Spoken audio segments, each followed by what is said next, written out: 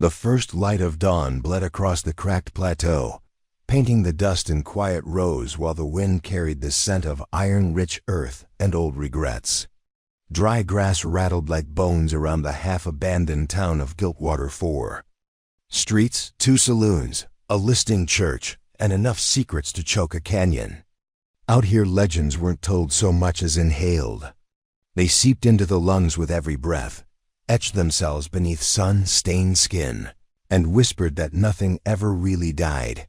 It just waited long enough to be remembered. Serafina.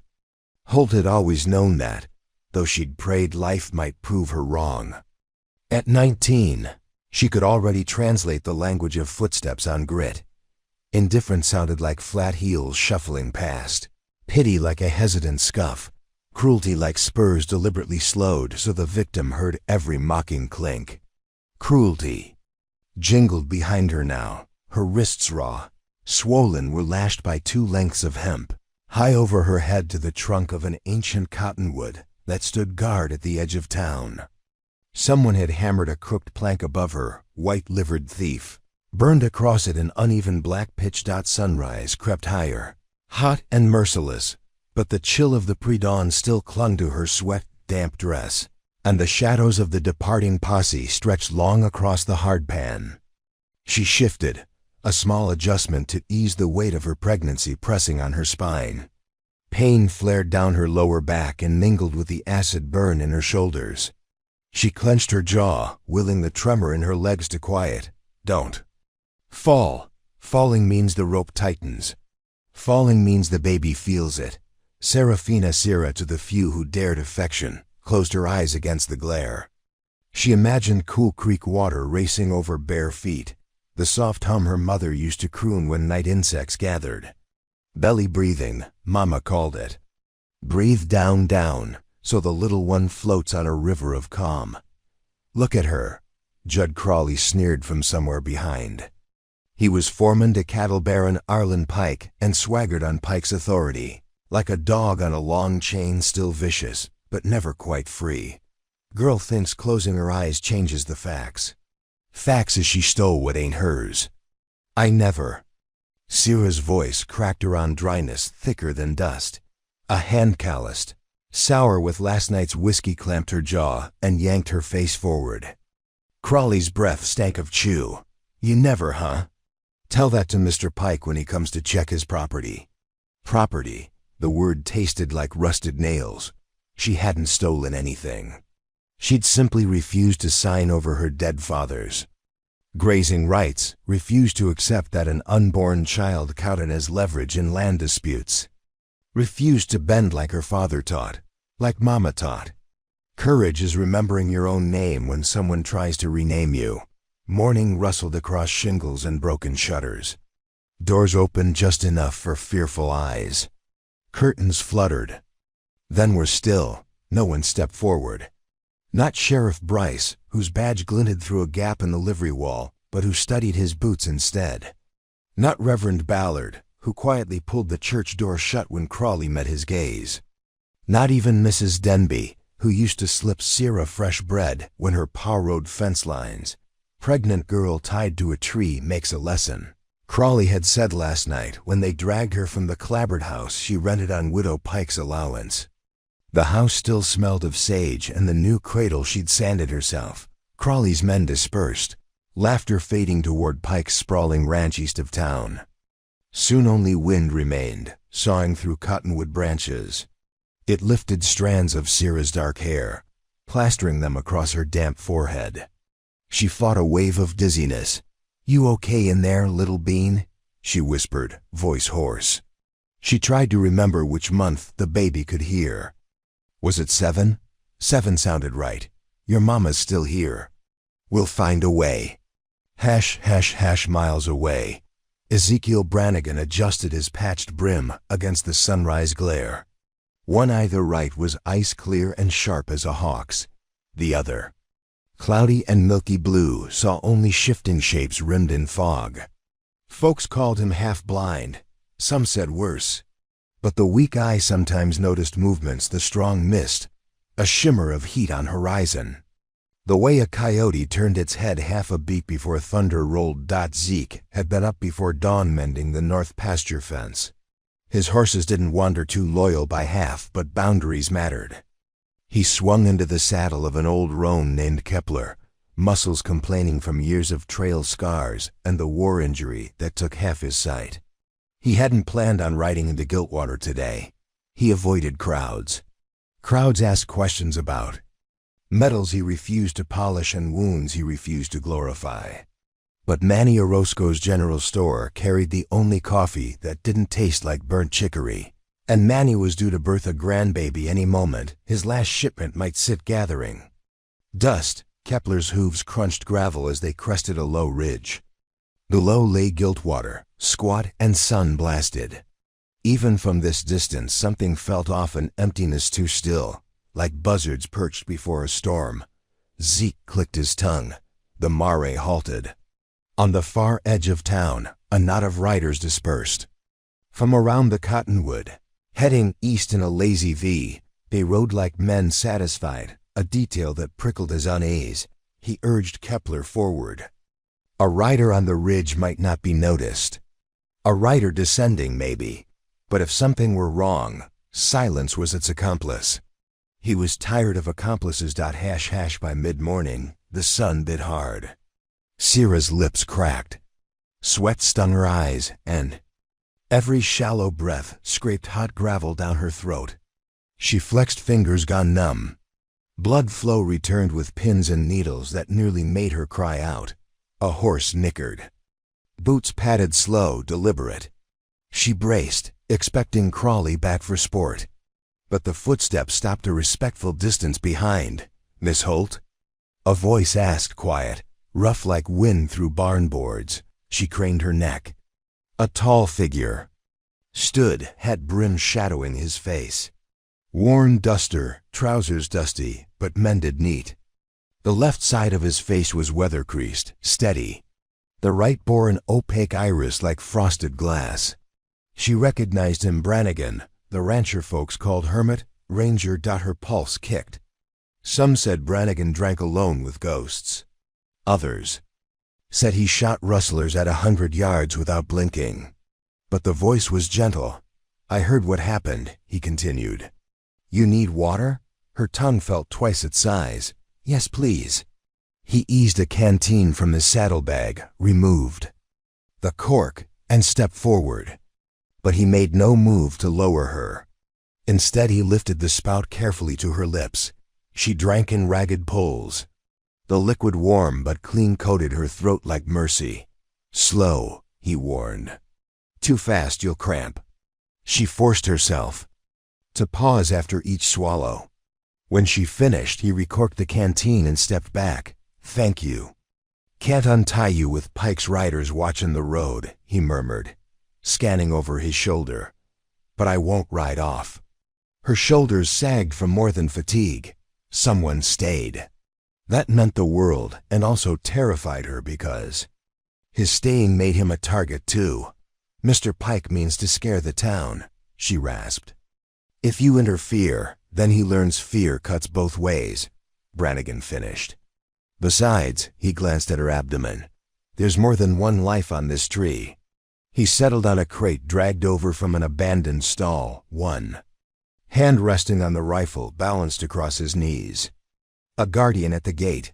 Minutes bled into hours. Sierra's head drooped, jerked up, drooped again. The sun climbed relentless. Brannigan retrieved a rag from his coat pocket, soaked it, and dabbed her forehead.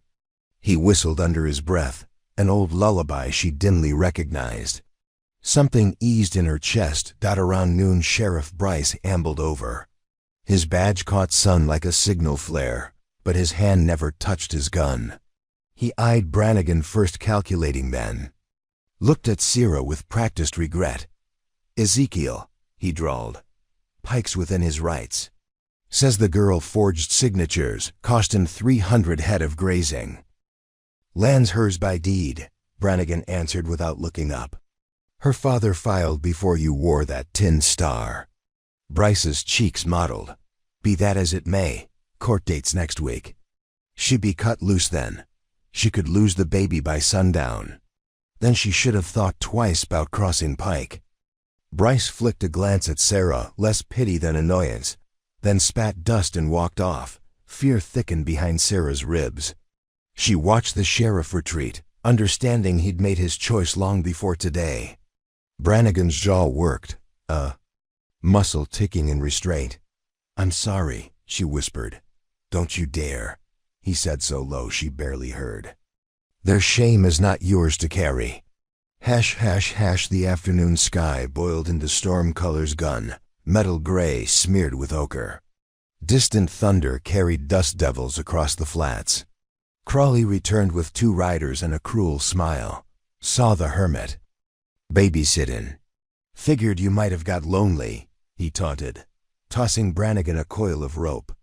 "Tie yourself yonder fence, old man, if you want to stay." Brannigan placed the coil on the ground. "Go home, Judd." Crawley's grin widened. "Make me." Movement not Brannigan's but Kepler's, stamping once. Lightning flickered. Brannigan rose slow, rifle still across his forearm, his good eye dark as storm glass. "Rain's comin'. You ride east now, you might beat it." Crawley's fingers danced near his holster. The 2 riders spread one to flank Brannigan's. Blindside, Sarah's throat closed. "Please," she begged, not sure which man she addressed. Her wrists burned. She felt warm trickles where skin tore. Brannigan's voice quieted further. "I won't draw unless you force me." "Force?" Crawley laughed, but it wavered. "Seems you're already hog-tied by sentiment." Lightning cracked again, closer, followed instantly by thunder. The second rider's horse skittered sideways. A sheet of rain swept west to east, blotting half the horizon. Crawley's hand twitched. Brannigan shifted weight. Sarah braced for gunfire that would echo inside her skull forever. But Brannigan only lifted the rifle barrel vertical, but resting beside his boot, a non-threat posture that somehow looked more dangerous than aiming. Last warning. Wind whipped Crawley's coat open, revealing extra cartridges, a flask, a coiled bullwhip. His eyes flicked to the storm rallying behind Brannigan's shoulder, then to the half-blind gaze steady on him. Cruel men thrived. Uncertainty. The unknown spooked them worse than bullets. Crawley spat. "Pike'll settle this himself." He yanked his reins. "And you'll wish you'd minded your own business."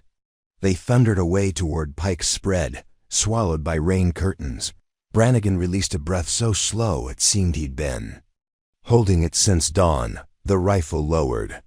He murmured to Kepler, who nuzzled his sleeve. Sarah found her voice. Why do you risk this?" He considered the question a long time. "Because I know what it is to be tied to something you can't escape," he answered finally. His blind eye glimmered like pearl, the good one fixed on hers with gentle ferocity. "And because children deserve a world where strangers still interfere." Thunder rolled again, softer, as if the sky itself were listening. Dusk descended. The storm rolled through, leaving air smelling of damp sage and charged ozone. Lamps flickered awake in distant windows. No one ventured close. The cowardice of daylight deepened into the guilt of night. Sarah's knees buckled. Only the ropes kept her upright. Brannigan pressed water to her lips, then pulled a small penknife from his vest. "Small blades cut quiet," he muttered. "But quiet isn't what we need. Pike must witness his own shame under lanterns bright enough for everyone." He sheathed the blade. "Hold a little longer if you can." She nodded, tears streaking dust. When darkness fully cloaked town, a distant cluster of torches bobbed on the eastern road, Arlen Pike and 6 horseback silhouettes, Crawley at his side. The flickering light turned their shadows into tall monsters. Brannigan stood, rolling his shoulders. The rifle lay across his saddle.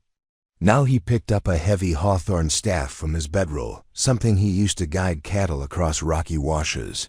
Gnarled at one end. "Ezekiel," she breathed. The first time she used his given name tasted like hope and thunder. "If they hurt you, quiet courage," he reminded, touching 2 fingers to his brim. That's what wins long wars. Hoofbeats drummed closer. Torches flared, lighting. Crawley's grin, the whites of Pike's eyes beneath a broad black hat, and the polished brass studs down Pike's leather duster. They halted in a semicircle around the cottonwood. Pike's voice boomed, rich from years barking orders. That tree bears my justice. Anyone meddling learns how sturdy the branches are. Brannigan stepped between Sarah and the horses. Your justice looks a lot like cowardice from here, Pike. Gasps rippled among the riders. Pike nudged his black gelding forward. Brannigan. Isn't it? Heard tell you got 1 good eye and half a brain left. Guess the wrong half went blind. Rain hammered the cottonwood like nails into a coffin lid, drumming harder than the rabbit-fast heartbeat echoing in Serafina Holt's ears. She watched the distant lanterns bobbing toward Town 6. 7, growing brighter with every hoof, fall. That sent tremors through the slick earth. Ezekiel Brannigan stood sentinel before her, hawthorn staff braced in mud, penknife reversed against his wrist, half-blind gaze weighing every angle the dark allowed. Behind him, Arlen Pike's riders shifted, calculating whether fresh reinforcements spelled rescue or reckoning. Somewhere behind the newcomer column, a bolt of forked lightning cracked the sky open, momentarily freezing the tableau in silver. Pike slouched against the tree, scarred by his own cruelty, clothes plastered to his barrel chest. Judd Crawley crouched, clutching a splinted wrist. 3 other men, the freckled youth, a scar-cheeked drover, and the stoop-shouldered scout held torches guttering in the deluge. On the ground, Pike's revolver gleamed half-submerged. In a puddle, glinting like the severed tongue of the night, the lantern at the column's head lifted, blinking 3 long, 1 short. Brannigan answered by raising 2 fingers chest level, some range code, Serafina. Didn't know, and the lead rider responded by angling his horse left, peeling the group into a fan that slowed but didn't falter. Town militia? Serafina rasped. Her throat felt skinned after a day's worth of hemp-tight exhaustion. Better, Brannigan replied without turning. Folks with their own bones to pick. He stepped sideways, giving the newcomers a clean line of sight to Pike's defeated form. Torchlight reflected off tin badges on 2 riders, deputy twins from Brackett Bluff, 15 miles distant. Between them rode a woman in a slicker the color of wet slate, gray braids spilling over one shoulder. She dismounted before her horse, stopped moving, boots splashing mud, and strode toward the cottonwood with the purposeful calm of someone used to chaos. Evening. Ezekiel, she called, voice smooth, low. Heard rumor you were playing shepherd again. Evening, Warden Lacey, Brannigan answered. You missed the sermon, but you're in time for repentance. Pike bristled despite his position. Felicity Lacey's a prison warden 70 miles north. You're imposters. The woman flipped her hood back, revealing pewter eyes and cheekbones sharp as bad memories. Wardens travel when their charges escape, Mr. Pike. I'm hunting 2 killers broke loose last week. Tracks say they took work on your ranch. She swept her gaze over Crawley's men, torchlight glinting on the badge pinned beneath her. Slicker, if they're here, you're harboring fugitives. Pike rocked forward. Your warrant holds north of the San Leandro Ridge, not in Giltwater. It holds anywhere I find escaped convicts, she replied. Rain sheeted between them. Hand them over and I'll leave you to your land thievin'. Crawley spat bloody saliva. We ain't hiding nobody. Her deputies Maribel and Mateo Lopez flanked their leader, rifles angled downward but ready. Behind them, an older man with spectacles dismounted the supply wagon, tugging the tarp off stacked crates labeled state property. Serafina wiped rain from her lashes, studying Pike's men. Under Warden Lacey's unblinking stare, the freckled youth crumbled first. I just hired on for the drive. Didn't know nothin' about prisoners. Stooped scout nodded agreement and edged sideways, hands spread desiring neutrality. Only Crawley kept his sneer. Even if we had your runaways, you'd need Pike's permission to ride his ranch. Brannigan's laugh rumbled. Permissions. Losing value tonight, Judd. He angled his body, silently urging Seraphine's attention to the wagon. The spectacled man pried open a crate, withdrawing iron shackles and a heavy ledger. The implication was clear. Lacey came prepared to haul prisoners back north herself if need be. Pike licked rain from his mustache. I own 30,000 acres. East of the Arroyo Cut, no warden wheels a box of irons onto my range. Then perhaps you'll accompany us north to issue your protest, Lacey said, voice mild as arsenic. I've spare cuffs. Lightning flared. Thunder slammed overhead, making everyone flinch. In the white afterglow, the baby inside Serafina kicked so hard she gasped. Pain lanced from spine to abdomen, different from earlier crampslow. Rhythmic. Not now. Please, little bean, not now. Brannigan heard the intake of breath. He half-turned, shielding her from Pike's view, and his eyes flicked to her belly, then to the sky as if consulting fate. Deputy Lopez, he called, keeping Pike's men in peripheral. This woman's in distress. Could use shelter. And a doctor. Mateo guided his bay forward, grabbing the lantern to inspect Serafina. Recognition sparked, sympathy followed. Widow Orozco's place is closest 2 blocks west. Solid walls, warm stove. Brannigan nodded. He slid the knife into his belt, stooped, and offered Sierra an arm. Her legs trembled, but ground felt blessedly firm after hours bound against bark. Each step toward Brannigan's patient Mare was agony, but also triumph-proof she was still more than Pike's warning sign. You run. I shoot, Crawley barked, voice cracking the cross-distance. Lacey pivoted, rein sluicing down her braid, revolver drawn. Threaten the prisoner transfer again, and I'll cuff your tongue as evidence. Crawley's mouth closed with a click. Brannigan eased Serafina onto Kepler's saddle, sliding one boot into the offside stirrup so he could walk beside, steadying her. She clutched saddle horn, focusing on belly breathing her mama taught. Contractions? He asked under the downpour. Yes. Maybe. They'd started as dull ache but sharpened. Hours apart still, but we'll move slow and steady. He patted Kepler's neck. Manny's wife birthed 6 kids. She know. They headed west, leaving Warden Lacey facing Pike, a courthouse of rain. Lightning its gavel. # Widow Orozco's storefront cabin glowed welcoming gold from kerosene sconces. The Widow Mercedes opened before Brannigan knocked, alerted by hoofbeats. Petite but formidable, she ushered them inside. Spanish curses at Giltwater's latest scandal peppering her concern. Serafina soaked rugs with each step.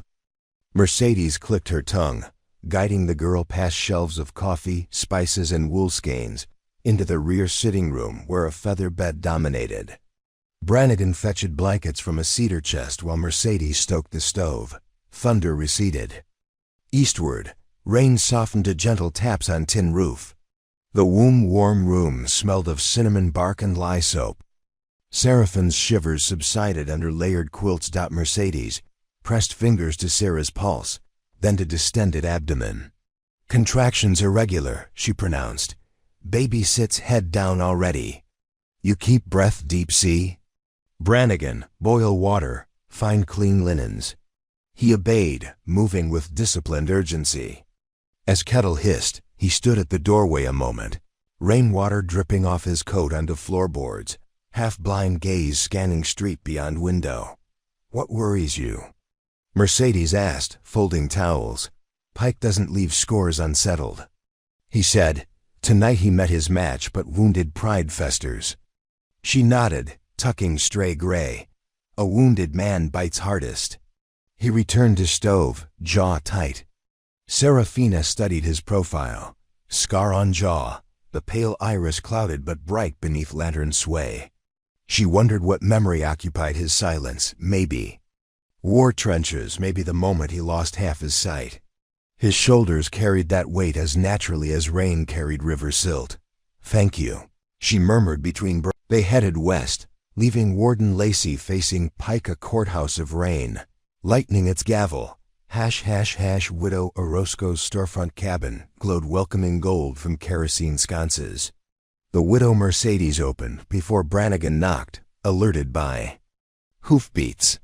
Petite but formidable, she ushered them inside. Spanish curses at Giltwater's latest scandal peppering her concern. Serafina soaked rugs with each step. Mercedes clicked her tongue, guiding the girl past shelves of coffee, spices, and wool skeins, into the rear sitting room where a feather bed dominated. Brannigan fetched blankets from a cedar chest while Mercedes stoked the stove. Thunder receded. Eastward, rain softened to gentle taps on tin roof. The warm room smelled of cinnamon bark and lye soap. Seraphine's shivers subsided under layered quilts. Mercedes pressed fingers to Sarah's pulse, then to distended abdomen. Contractions irregular, she pronounced. Baby sits head down already. You keep breath deep sea? Brannigan, boil water, find clean linens. He obeyed, moving with disciplined urgency. As Kettle hissed, he stood at the doorway a moment, rainwater dripping off his coat onto floorboards, half-blind gaze scanning street beyond window. What worries you? Mercedes asked, folding towels. Pike doesn't leave scores unsettled. He said, tonight he met his match but wounded pride festers. She nodded, tucking stray gray. A wounded man bites hardest. He returned to stove, jaw tight. Serafina studied his profile. Scar on jaw, the pale iris clouded but bright beneath lantern sway. She wondered what memory occupied his silence, maybe. War trenches, maybe the moment he lost half his sight. His shoulders carried that weight as naturally as rain carried river silt. Thank you, she murmured between breaths. He glanced over, surprise softening lines around his eyes. I didn't do near enough. You did everything, she argued, but another cramp sharper stole her words. She bit lip, exhaled slow. Mercedes hovered. Rate quickening, every 8 minutes maybe. Could be false labor from trauma. But we prepare for true. Brannigan placed Kettle on trivet. I'll fetch Doc Reed. Doc's 3 ranches north tonight birthing twin foals, Mercedes reminded. You ride and miss him. Better stay. Serafina clutched blanket edge. Please don't leave, she whispered. Primary fear used to be Pike. Now the unknown length of night, the pain building like a wave. Brannigan's presence was anchor and compass. He removed his duster, hanging it on chair back. Not going anywhere. Hash across town, Pike raged. He'd refused Warden Lacey's offer of shelter in the jail until morning, instead limping through rain to the Red Stallion Saloon where Sheriff Bryce nursed brandy. Bryce rose, confusion sliding to concern at Pike's bloodied lip and soaked clothes. What happened? Brannigan happened, Pike snarled, slamming bottle aside.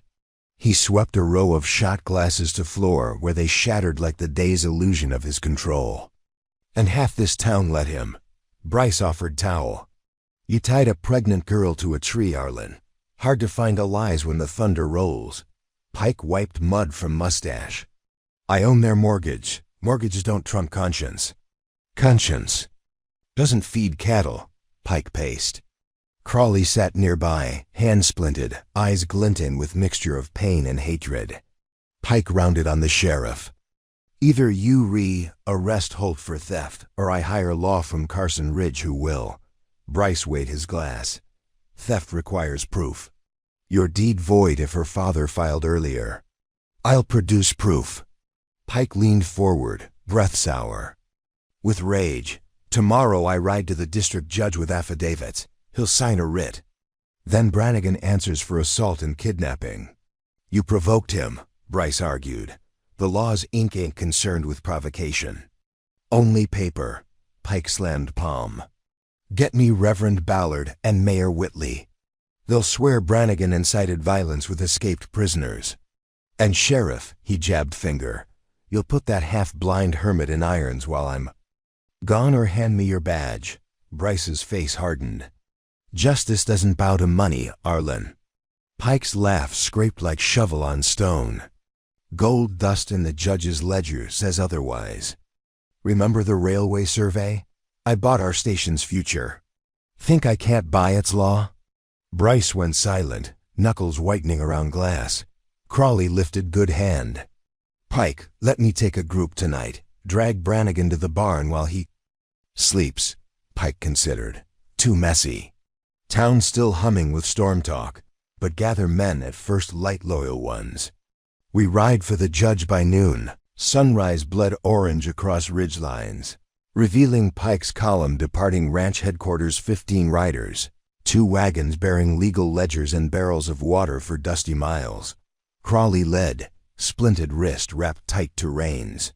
Pike rode. Behind, jaw clenched, Sheriff Bryce observed from jail porch, thumb-stroking beard. Deputy Ward Young but steadfast stood beside. We follow?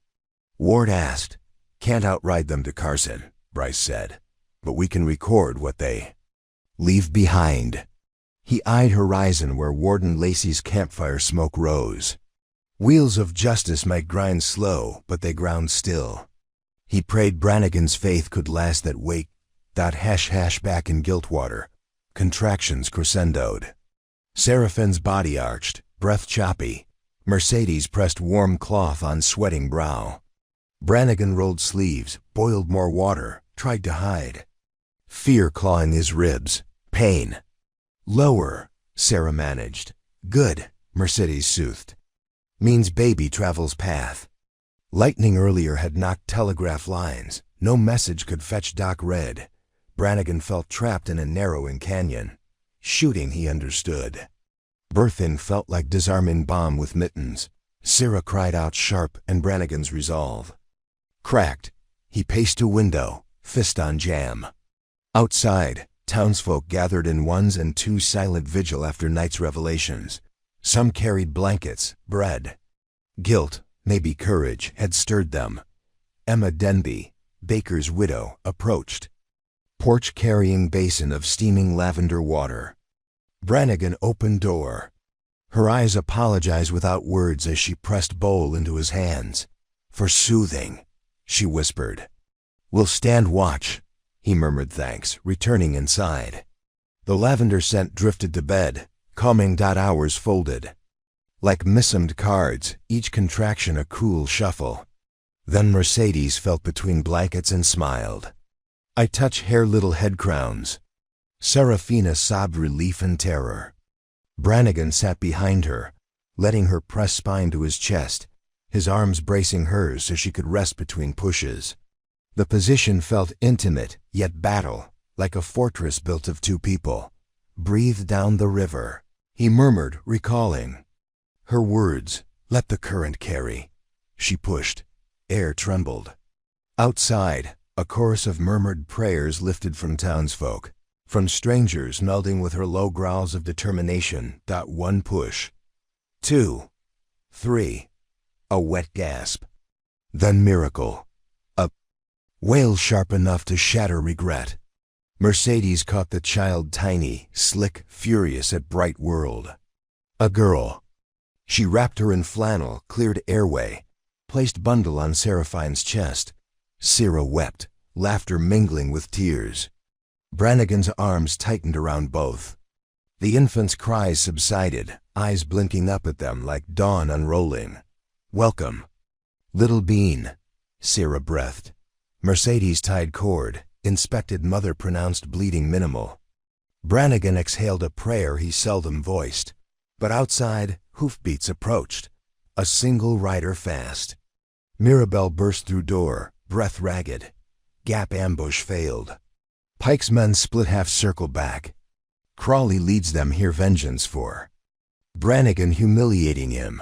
10 minutes. Mercedes' face blanched. Brannigan eased from bed, heart slamming against ribs anew. He'd faced rifles and glares. Now a newborn's quiet breaths weighed heavier than any bullet. Sarah clutched his sleeve. Save her, she whispered. Don't worry about me. He cupped her face. Saving you is saving her. He grabbed Hawthorne's staff and gun-belt holstered revolver he'd sworn off, but didn't strap on. Instead, he opened trunk by stove, pulling out a trumpet-bore shotgun last fired during the war. He tested breech, loaded 2 slugs, pockets, half-dozen shells. Mercedes hurried to unlock back pantry leading to root cellar. Old tunnels under store exit by riverbank, go.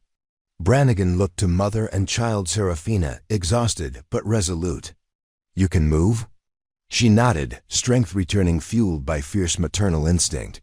Mirabelle seized extra lantern. Aye. No tunnels, I'll guide. Brannigan glanced once more at window where townsfolk shifted nervously. They had no weapons beyond pitchforks. He couldn't ask them to face bullets, yet Pike's wrath would torture Roscoe Store if target vanished. He turned to Mercedes. Lock front once we're gone. If Crawley demands answers, tell him trail leads west. Lie to devils, see. She pressed rosary to his palm. For when courage needs anchor. Serafina, swaddled baby tied against chest and shawl, rose. On unsteady legs. Brannigan supported her into pantry, down ladder slick with damp. Mirabelle followed, lantern casting amber arcs on limestone walls. Below, tunnel air smelled of cold clay and fern. Roof timbers old but sturdy. As Mirabelle led, Serafina whispered lullaby to keep baby calm. Brannigan at rear closed hatch, shot slide. Bolt dot they progressed single file, water dripped. Distant echoes mimicked footsteps. Mirabelle explained tunnel dug for smugglers decades earlier, forgotten by most. Branches led east to old mines, west to riverbank beneath collapsed boathouse. Far? Brannigan asked, half-mile. We exit in Cottonwood Grove, a straight view to Ridge Road, he exhaled. Sheriff's cell safe, but Pike controls judge. Need neutral ground. Mirabelle halted at fork, listening. Tunnel breathed back silence. Lacey's convoy camped 2 miles north. If we reach them, Pike can't touch U.S. Marshal authority. Seraphine's legs shook.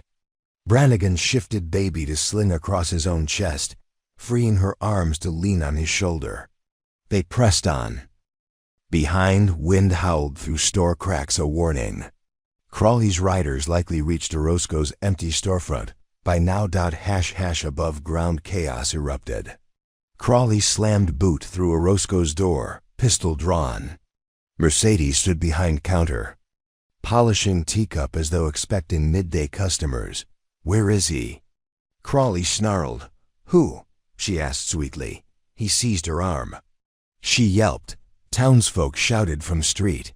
Crawley shoved her aside, grabbing sheriff's ledger of accounts. Pages fluttered. No sign of fugitives. You smell fear? He asked. Companion, they're close. He spotted pantry door ajar, stormed through, discovered ladder leading to dark nothing. Triumph curled his lip. Lanterns, he ordered. We flush them like rats. # tunnel light, ahead shifted blue daylight, filtering through slats exit. Mirabelle motioned quiet. Brannigan inspected slope steep, slick.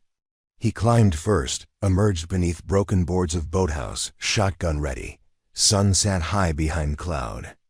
Tatters, river murmured slow, swollen from storm. Cottonwoods ringed clearing. No riders out. He helped Serafina up. She winced but managed. Mirabelle replaced board hatch. We head north along bank, Mirabelle said. Leaves fewer tracks. They began slow trek. Baby snoozed, soothed by motion. Brannigan kept eyes scanning tree line. Halfway to Ridge Trail, rifle shots split air. Bullet. Kicked mud 6 feet left. Mirabelle cursed, diving behind driftwood. Brannigan shoved Serafina toward felled log. Crawley's voice echoed from tunnel mouth behind. Run, Shadow. I got a fresh wrist, other hand still steady. Brannigan cursed. He'd left revolver and belt beneath duster back at store. Only shotgun with 2 rounds loaded ringed his shoulders. Mirabelle peeked. 3 riders, Crawley, Scardrover, Freckle Kid. Others maybe flank. Another shot whined past closer. Brannigan lifted shotgun, range long for slugs. Needed them nearer. He whispered to Serafina, "Stay low, edge right to river reeds when I signal." She nodded, jaw set. He rose, fired one round at Drover's horse legs. Animal reared, throwing rider into scrub. Reloaded quickly. Crawley advanced, pistol barking. Brannigan ducked behind stump, bark exploding around him. Mirabelle fired rifle. Bullet grazed Crawley's hat, sent him reeling. Kid flank. Crawley shouted. Freckle Youth hesitated, then spurred left toward Seraphine's log. Brannigan saw terror in boy's face. Squeezed trigger on second slug wide to slam tree trunk. Ahead, showering bark. Boy yanked reins, horse balked, throwing him. Youth scrambled, palms up. "I'm done," Crawley cursed. He dismounted, stalking forward like wounded wolf. "Always gotta finish things myself." Brannigan had empty gun, no time for reload. He picked up Hawthorne's staff, stepped from stump, meeting Crawley mid-clearing. "Drop the piece," Brannigan ordered. "Or what?" Crawley sneered, cocking pistol. "Or this ends ugly." Behind, Serafina edged baby into reeds, breathing shallow. Trusting Brannigan's stand, Crawley's finger tightened, but thunder of new rifle cracked from ridge. Crawley's pistol flew from shattered thumb. He screamed, spinning. On ridge stood Warden Lacey, rifle smoking, deputies beside. "Stay your vengeance," she called. Crawley clutched bleeding hand, hatred blazing. "He broke mine first." "And you broke the law," Lacey replied. "Surrender."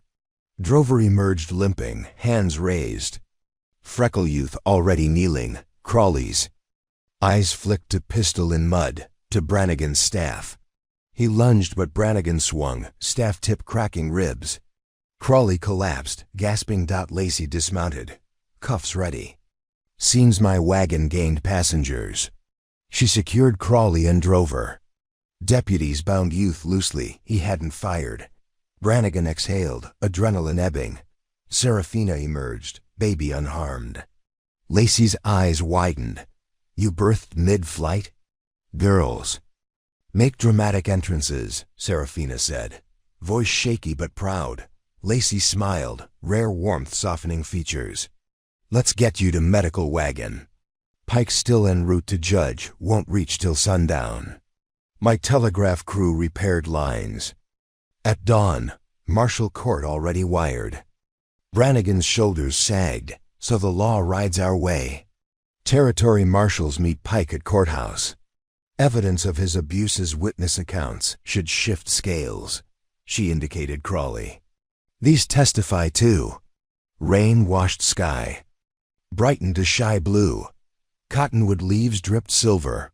As deputies escorted prisoners, Mirabelle guided Serafina toward wagon where warm blankets awaited.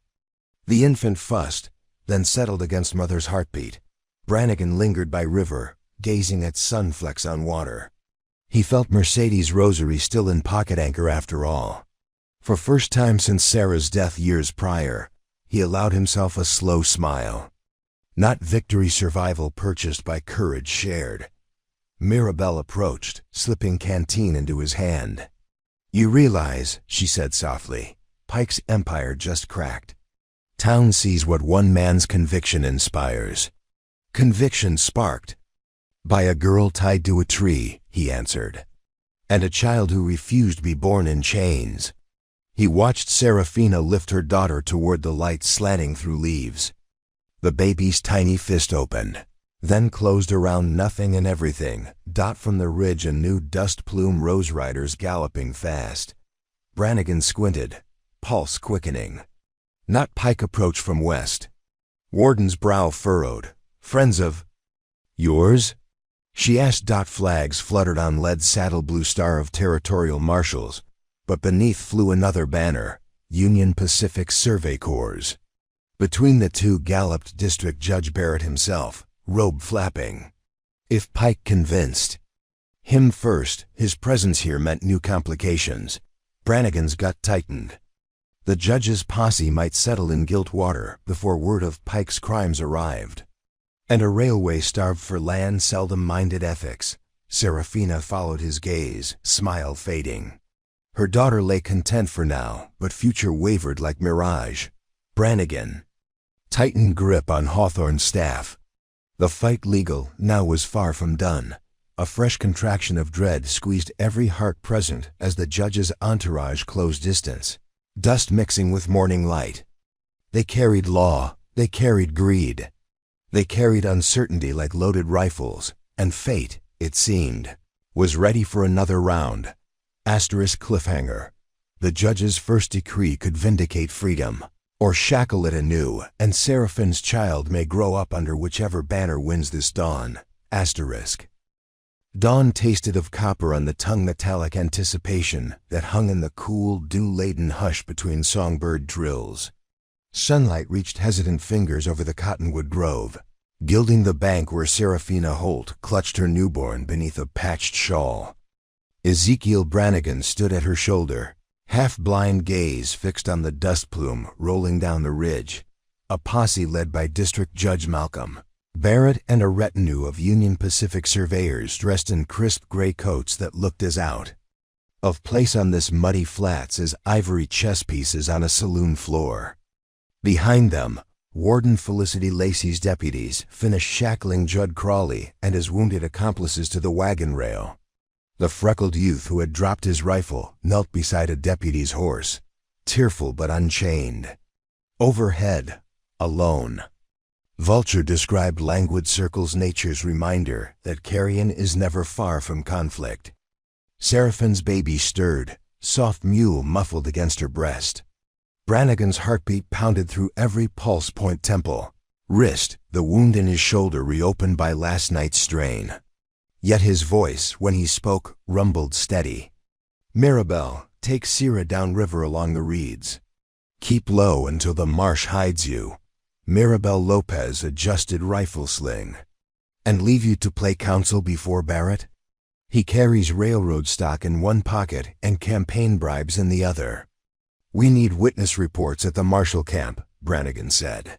You and Mateo gather townsfolk willing to sign affidavits before Pike's money reaches them.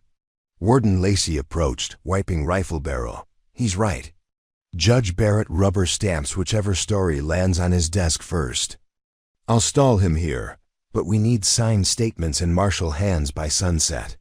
Serafina felt exhaustion like lead shots sewn into her bones, yet pushed upright. I'll testify, she said, voice raw from labor. Baby and all. Brannigan's head turned sharply. You bled a river 5 hours ago. Let Mirabelle carry the tale. But it's my land on the docket, she countered. If I run now, Barrett hears only Pike's lies. She glanced at her sleeping daughter. And she deserves a mother who stands. Brannigan opened his mouth, closed it. She saw the battlefield in his eyes, protective instinct clashing against respect for her resolve. Finally he nodded once a soldier's concession. Stay behind me, he murmured. And if this goes sideways, you retreat with Mirabelle the instant I say falling timber. Hesh, hesh, hesh. The judge's column reined in on the high ground above the grove. Barrett himself, tall, gaunt, his silvered goatee trimmed a courtroom sharpness, surveyed the tableau below with a hawk's detachment. On either side, surveyors unfurled scrolls of parchment marked with pastel boundary washes. One carried a portable telegraph set on a mule cart, brass fittings gleaming. Barrett called down, voice echoing over rippling river. Who commands this unlawful detainment? Warden Lacey stepped forward, raising her badge. Felicity Lacey, warden of Red Hollow Penitentiary. These men are escaped convicts and accessories to assault. Barrett's lip twitched. Your warrant ends north of San Leandro Ridge. Their crimes do not, she replied. Crawley, chained though he was, found breath to shout. We were rescuing property stolen by that half-blind hermit and the girl there. Serafina stiffened. Brannigan's staff angled groundward as if absorbing her anger. Judge Barrett dismounted, boots sinking in river mud. Bring me documentation. A rail agent hopped down, presenting a leather folio. Affidavits stamped with Pike's brand. Witness lines scrawled by Reverend Ballard and Mayor Whitley. Barrett skimmed. Land dispute, pasture rights. Accusation of forgery. He raised arched brows at Serafina.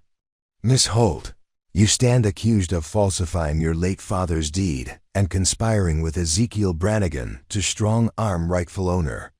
Seraphine's pulse thundered. I forged nothing, she said. Sheriff Bryce holds the original deed filed 14 years ago. Barrett motioned to a clerk. Summon the sheriff. One surveyor galloped toward town. Lacey cleared throat. Your Honor, Arlen Pike currently rides south for your office, intending to press these same claims. Meanwhile, these men, she gestured shackled prisoners, kidnapped and terrorized a pregnant woman. We request transfer of custody under martial authority. The judge eyed prison wagon. I see no territorial marshal present. Telegraph lines restored, Lacey answered, nodding toward mule cart. Marshal Fitch confirms arrival by dusk. Barrett's stare shifted to surveyor with key at telegraph set, but before message tapped, a shrill whistle pierced. From western tree line, a rider in Pike's livery pounded in, waving hat. Telegram for Judge Barrett. He cried, sliding off horse, brandishing folded sheet. Barrett took it. Ink still wet. His eyes flicked across lines. Pike states Miss Holt attacked his men, stole cattle, burned pasture. Requests immediate injunction and seizure of property until trial. He folded note. Compelling. Brannigan's jaw nodded. Pike's pen writes faster than truth. Barrett regarded Brannigan.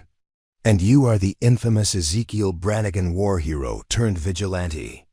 I'm a rancher who protected a mother and child from torture. Brannigan's voice low thunder. Plenty of townsfolk witnessed. Sheriff can confirm injuries to Marshal Mallister shot by Pike's gun. Barrett sniffed.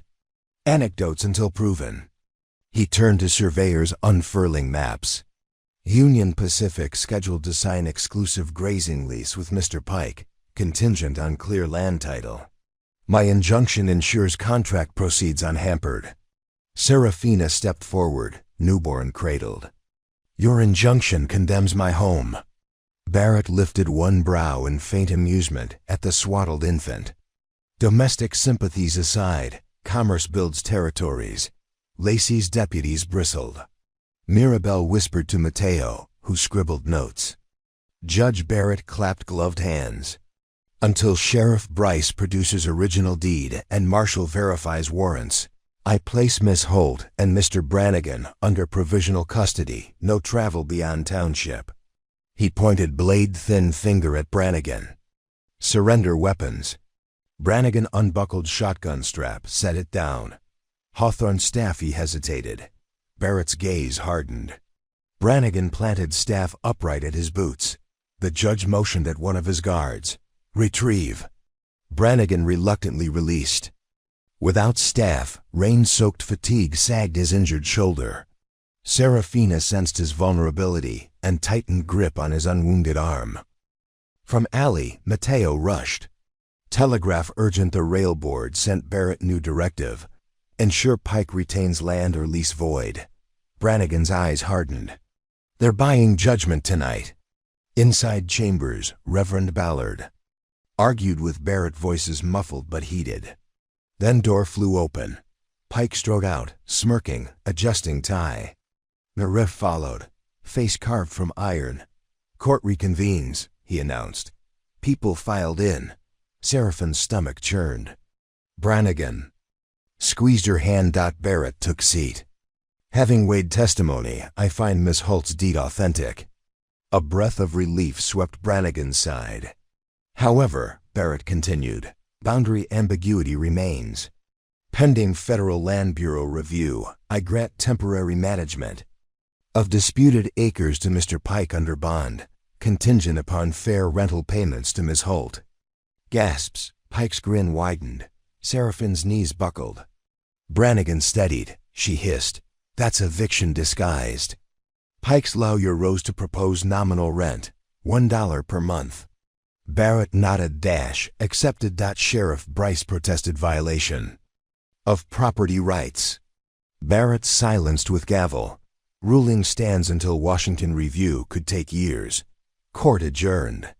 Pike tipped hat toward Serafina. Pleasure doing business. Outside hall, dust cooled, but fury smoldered. Mirabelle cursed in Spanish. Warden Lacey glowered. Barrett sold justice for rail gold. Brannigan's face unreadable. We appeal to Territorial Supreme Court. Bryce sighed. Expensive, slow. Serafina hugged baby, tears burning. By then my daughter may never know our creek. Lightning cracked far east, another storm gathering. Pike's men celebrated at Red Stallion, toasting victory. Reverend Ballard, guilt, bloodied, avoided Seraphine's eyes. Brannigan turned to Lacey. What becomes of Crawley? County jail until circuit judge passes. Pike will bribe warden. Lacey's lips thinned. Not if he disappears tonight. To federal custody. Brannigan's brow arched. She nodded to wagon where prisoners loaded. Marshal Fitch wired clearance. Transfer approved. I leave within the hour. Escort welcome. Brannigan glanced at Serafina, child asleep. She smiled. Tiredly. Go, put distance between me and those devils. He hesitated. I promised not to leave you. She reached, touched scar at his jaw. Keeping promises sometimes means chasing danger away from home. He pressed forehead to hers briefly, then swung onto Kepler. Lacey mounted beside. Prison. Wagon rolled, iron rattling.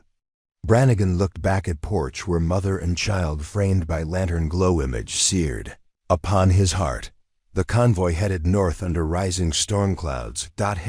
Midnight rolled across plains. 4 miles out, lightning spider webbed sky, rain slashed. Brannigan rode flank, scanning dark. Crawley's shackled silhouette hunched between bars, eyes glinting hate. Warden Lacey rode point. They entered narrow canyon walls, climbing sheer, thunder echoing like drumroll. Suddenly rifle fire erupted from ridge. POW sparks off wagon iron. Horses screamed, rearing, wheels splintered. Convoy scattered. Shadowed figures loosed ropes from above, swinging down. Brannigan fired shotgun from saddle boom, felling one attacker, but a shot struck Kepler. Mare stumbled, throwing Brannigan against canyon wall. Stars burst in his skull. Through days Brannigan saw. Crawley's cell door jerked open by masked rider key obtained who knows how. Shackles undone, Crawley leapt, grabbed fallen guard's carbine. Lightning lit canyon. Crawley aiming at Brannigan prone. Smoke belched. Pain flamed through Brannigan's side. Warden Lacey shouted, engaging attacker in knife clash. Rain blurred sight. Wagon slipped sideways, blocking path. Crawley dragged Brannigan by collar to foot of overhang, gun at temple. Your shadow ends tonight, he hissed, thunder swallowing words. Brannigan tasted blood on tongue, half-blind eye seeing too. Perils. Warden Lacey tried line of sight, but attackers pinned. Crawley cocked hammer, and a deafening roar resounded. But not his.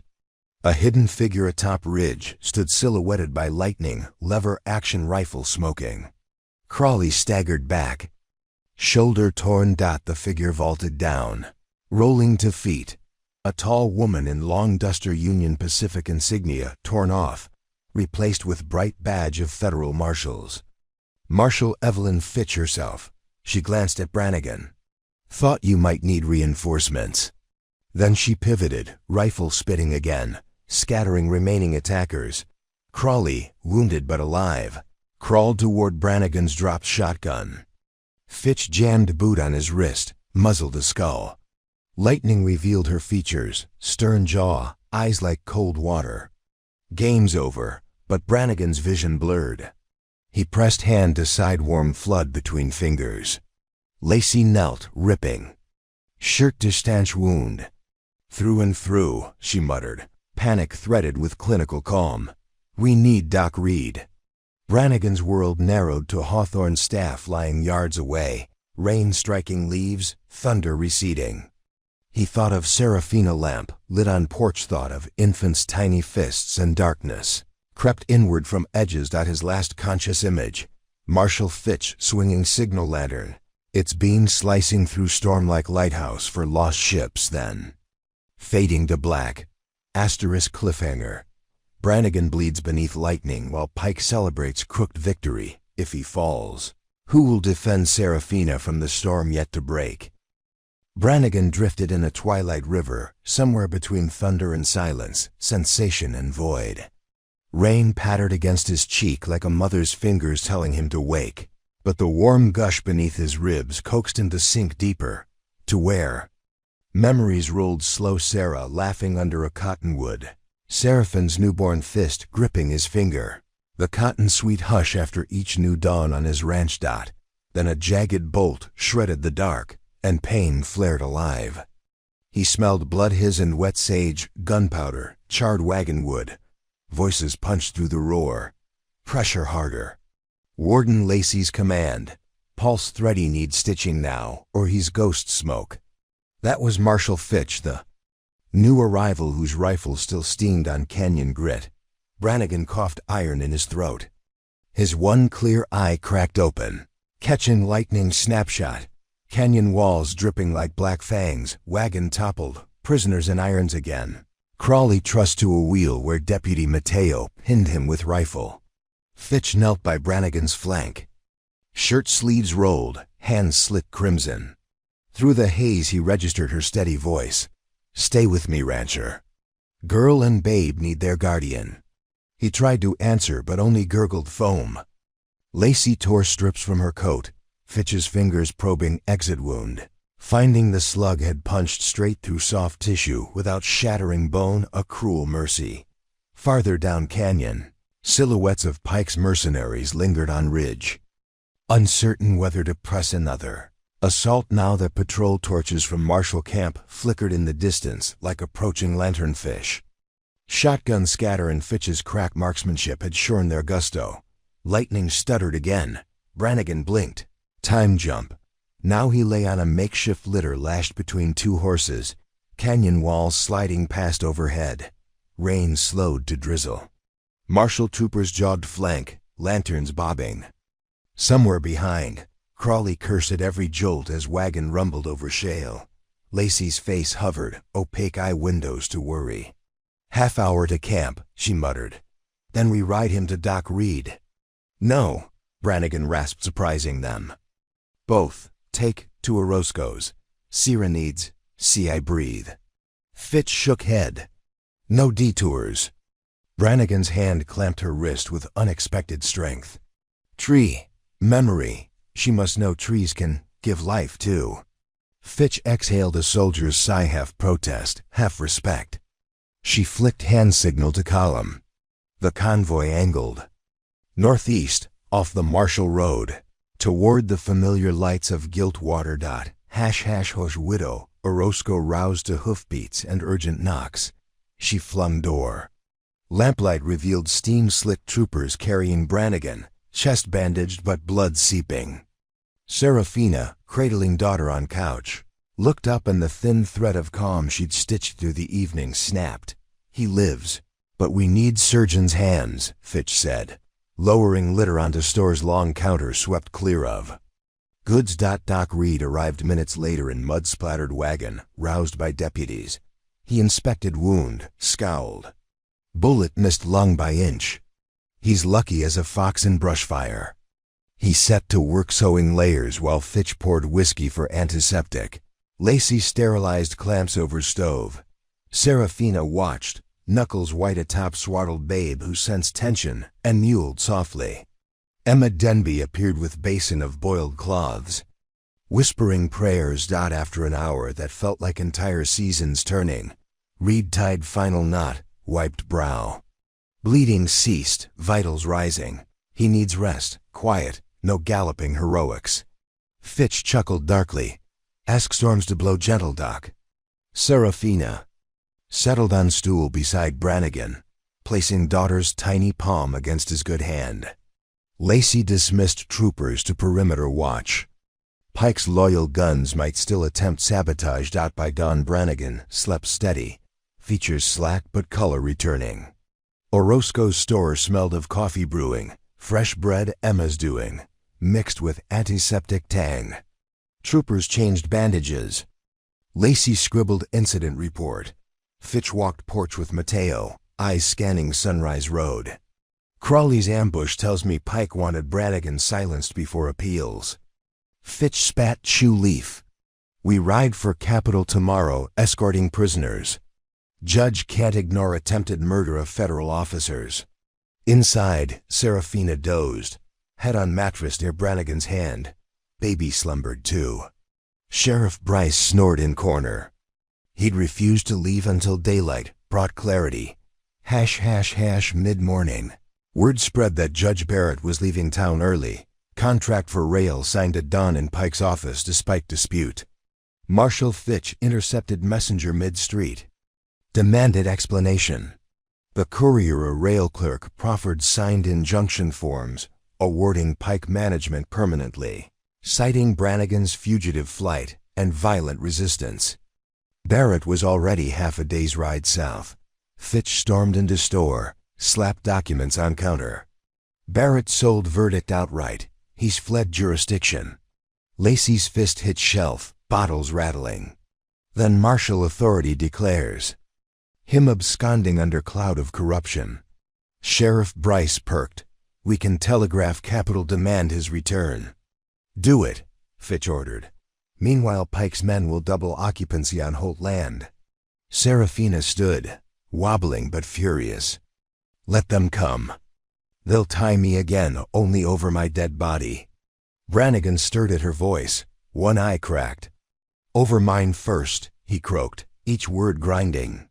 Reed hurried to protest, but Brannigan insisted, no restful peace until justice. He tried. Rising, pain stole breath. Serafina pressed him back. You fought storms enough. Let us carry next mile.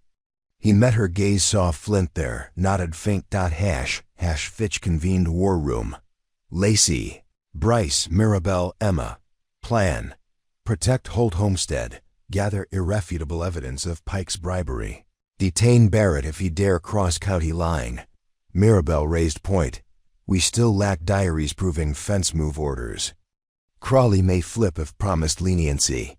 Lacey tapped chin. Federal plea bargain possible. They visited jail wagon where Crawley lay with bullet, shattered thumb, and bruised ribs. Fitch offered choice. Life sentence in Red Hollow for attempted murder of officers or testify against Pike and serve 5 years at lighter work farm. Crawley spat but pupils darted. Fear cracked sneer. He requested paper. Pen. He wrote 9-page statement. Pike instructed fence move. False affidavits forged by Reverend Ballard under duress and promise of church expansion funds. Judge Barrett delivered ruling for 5% rail shares. Lacey notarized. Crawley collapsed, spent. With confession in hand. Fitch, Lacey, and Bryce rode to Pike's ranch under white flag. Compound looked like Fort Timber Palisade, Gatling gun on porch. Foreman barred gate.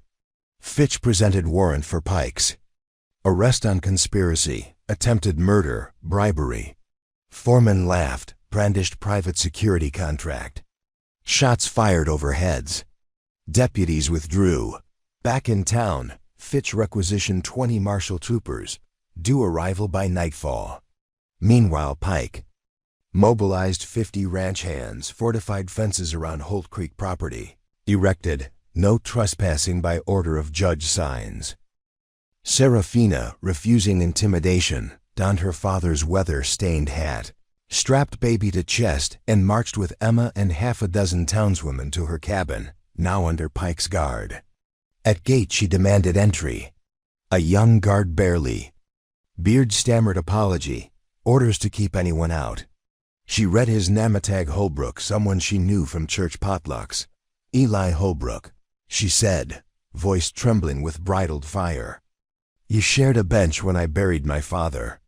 Will you now bar his daughter from her porch? He faltered. Elder guard shoved him aside. Orders. He reached for Seraphine's arm. But Emma raised rolling pin. Mirabelle's cousin aimed shotgun.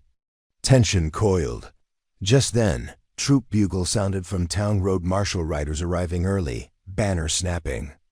Guards hesitated, uncertain. Serafina seized moment, stepped past gate. Others followed. Her boots thudded porch of cabin, dusty but intact. She propped newborn's carrier near window. Claim reclaimed. Marshal column thundered toward Pikes. Ranch to enforce warrant. Back at Orozco's. Brannigan forced himself upright. Staff regained, arm in sling. Doc Reed protested. Brannigan countered. Can't leave Sierra alone at cabin with Pike's guns. He recruited Silas Rowe, pardoned youth, plus 3 veteran cowhands loyal to him. They rode slow, each jolt agony, but determination tempered. Pain. Halfway there, they met Marshal Deputy riding hard. Initial assault on Pike's ranch repelled by Gatling. Need Brannigan's knowledge of terrain for flanking. Brannigan's gut turned, another gunfight looming, but faith in town's reborn spine carried him. Night fell violet. Storms had emptied, leaving crisp chill. Firelight flickered from Pike. A state like greedy tongues. Brannigan joined Fitch, who mapped ravine leading behind barn where Gatling could not pivot. Plan. 2 squads divert front. Brannigan guides stealth team up dry wash. Disable gun. He swallowed pain, nodded. Meanwhile. Inside Holt cabin. Serafina fed baby by firelight when window shattered, brick tumbling, note tied. Emma read, leave by dawn or burn. Lantern outside revealed silhouettes retreating. Seraphine's stomach flipped but eyes hardened. She glimpsed father's rifle on rack, unused since his death. She lifted it, checked chamber still loaded. Emma fetched ammunition. You sure? Emma asked. I won't shoot first, Sierra said, laying rifle across lap. But I will protect. My daughter's first night home. Tag at Pike Ranch. Midnight operations commenced. Troopers with torches stormed main gate, drawing Gatling's roar tracers slicing dark. Meanwhile, Brannigan's squad crawled through prickly pear and shale of ravine, water trickling just enough to mask steps. Sling arm throbbed, each breath. Iron rust-flavored dotted crest, they spied gun nest manned by Pike's top shooter, Will Tanner. Brannigan signaled silence, then crept behind rain barrel. He swung staff, cracking guard's knee. Tanner yelped. Brannigan jammed barrel's crank. With broken tool handle. Another guard lunged. Silas tackled, wrestled rifle away. Short skirmish ended with 2 unconscious, no shots fired. Torchlight from front dimmed Gatling silent. Troopers surged. Pike's men retreated to house. Windows blazing, muzzle flashes. Inside. Foyer, Pike paced. Ballard praying in corner. Clash outside grew chaotic. Shrieks, clanging pans, shouts of ceasefire. Fitch's bullhorn cut through. Arlen Pike, come out, hands high. Pike loaded revolver, sneered. My land, my law. He yanked Ballard upright, thrust gun to preacher's back. Shield me, Reverend. God owes me. They burst onto porch. Troopers froze, weapons raised. Fitch cursed softly. Ballard whimpered. Brannigan emerged behind porch corner. Pike's eyes widened. Thought you bled out. Bullets miss heart. When you don't have one, Brannigan grunted. Pike snarled, shuffled backward with hostage. Fitch negotiated stall. Lacey flanked left, deputies right. Brannigan studied scene. Porch boards warped, nailheads protruded. Pike's boot heel near. One such nail. Ballard's weight teetering. Brannigan flicked staff tip, striking porch rail loud crack. Pike startled, weight shift, boot slipped on nail. Gun arm wavered. Ballard dropped, Fitch fired, slug hitting Pike's shoulder. He spun, gun loose. Brannigan leapt, staff swinging, catching jaw. Pike collapsed, revolver skittering. Troopers swarmed. Cuffing ranch baron whose empire groaned to halt. Dawn found Pike locked in martial wagon. Barrett declared fugitive, Crawley en route to penitentiary. At Holt Cabin, Serafina watched sunrise. Paint Creek, gold uncontested. Brannigan arrived, sling fresh but spirit lighter. She stepped on the porch, newborn in arms, met his gaze. "It's over," he said, voice carrying disbelief and relief. "Beginnings often look like endings," she replied. He smiled. She leaned into his good shoulder. Baby cooed. Across creek, troopers hammered new fence posts along rightful line, Silas supervising. Doc Reed drove up, delivering legal papers. Territorial Marshal officially restored full title to Holt land. Pending Barrett's eventual trial, town bell rang, a sound not heard since drought ended years ago, signaling all clear. People spilled into streets. Bakers, blacksmiths, children chasing dogs. Emma laughed, tears in eyes. Sheriff Bryce shook Fitch's hand, promising testimony in capital. Inside cabin warmth. Brannigan eased into rocker, baby nested against chest. Serafina sat opposite, exhaustion and peace twined. Fire crackled. Outside, cottonwood leaves rustled once. A gallows, now a guardian. Brannigan whispered lullaby Sarah once hummed, voice low, gravel smoothing. Serafina closed eyes, breathing sync with flames. Wind shifted, carrying far-off train whistle, promise of change yet again. But for now, the cabin, the creek, the sleepy town felt like ground claimed not by deed, but by courage. Lightning scars in distance faded to memory. Sun climbed. The newborn yawned, fists opening. Brannigan's half-blind eye traced dust motes, swirling in light. He understood at last. Peace is an absence of storms. It's shelter built with rabid obedience to hope. And hope, swaddled in his arms, weighed maybe 7 pounds. Outside, trooper called that Marshal Fitch's convoy prepared departure north with prisoners. Brannigan nodded thanks through window, content to let world's next battle proceed without him for now. Yet as afternoon deepened, courier arrived with telegram. Urgent, Barrett bribed Senate committee. Purchased early release pending review. Stop. Reversing title possible within month. Stop. Evidence needed in capital hearing. Stop. Seraphine's breath caught. Brannigan felt old fire kindled. Doc Reed cursed. Emma folded arms. Fitch mounting. Horse pivoted. We ride. Brannigan kissed baby's brow, handed to Serafina. This isn't your fight, she whispered. It's ours, he corrected. And last storms taught me fathers guard futures too. He strapped revolver over. Fresh stitches, lifted staff, and stepped onto sunlit road beside Marshal Fitch as autumn leaves drifted. The journey to Capitol would demand steel and testimony, but they rode with proof, with town's will, with a tiny heartbeat echoing behind them.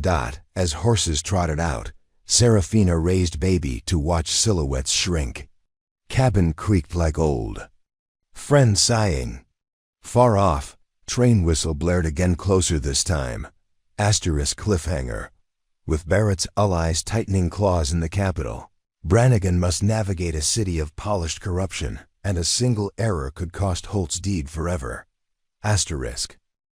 The capital Santa Verity rose from the tawny plains like a stone mirage. All spired domes and sandstone facades, polished by 40 years of wind and graft. Its streets, mapped on the parchments of lobbyists long before cobblestones cooled, thrummed now with the steady advance of the Iron Age.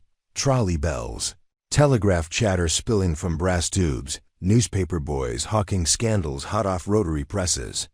Every corner smelled of ambition, roasted chicory, horseshoe sparks, ink. Still slick on tomorrow's legislation. It was here, beneath a skyline sharpened by half-built smokestacks, that justice too often arrived dressed as opportunity, a fact Ezekiel Brannigan could taste like copper on the back of his tongue the moment Marshal Evelyn Fitch's convoy rumbled through the south gate. They'd ridden hard for 4 days, the barren sweep of the broken tablelands trading eventually for rolling wheat, and, closer to the city, orchards that dripped with bright fruit. Brannigan endured the journey swaddled in Reed's bandages, each hoof beat stamping a fresh bruise into his wounded flank. But he refused sedation. He wanted his head clear for capital politics. Serafina had remained in Giltwater per doctor's orders, the baby needing mother's warmth and the mother needing recovery. She'd kissed the talisman pendant silver thimble that once belonged to her own mother and pressed it into Brannigan's palm before he rode.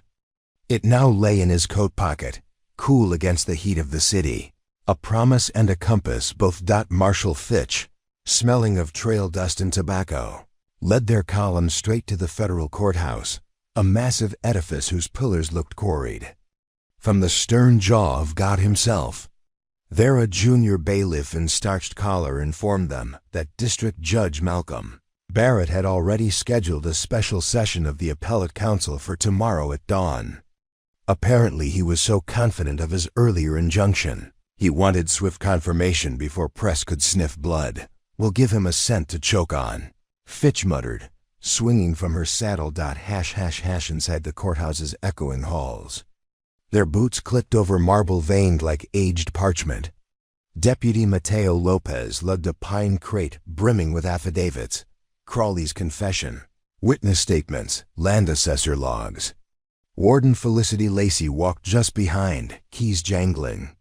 From Belt, her prisoner wagon having deposited Judd Crawley and Pike's 2 gunmen into a maximum security cell under federal watch.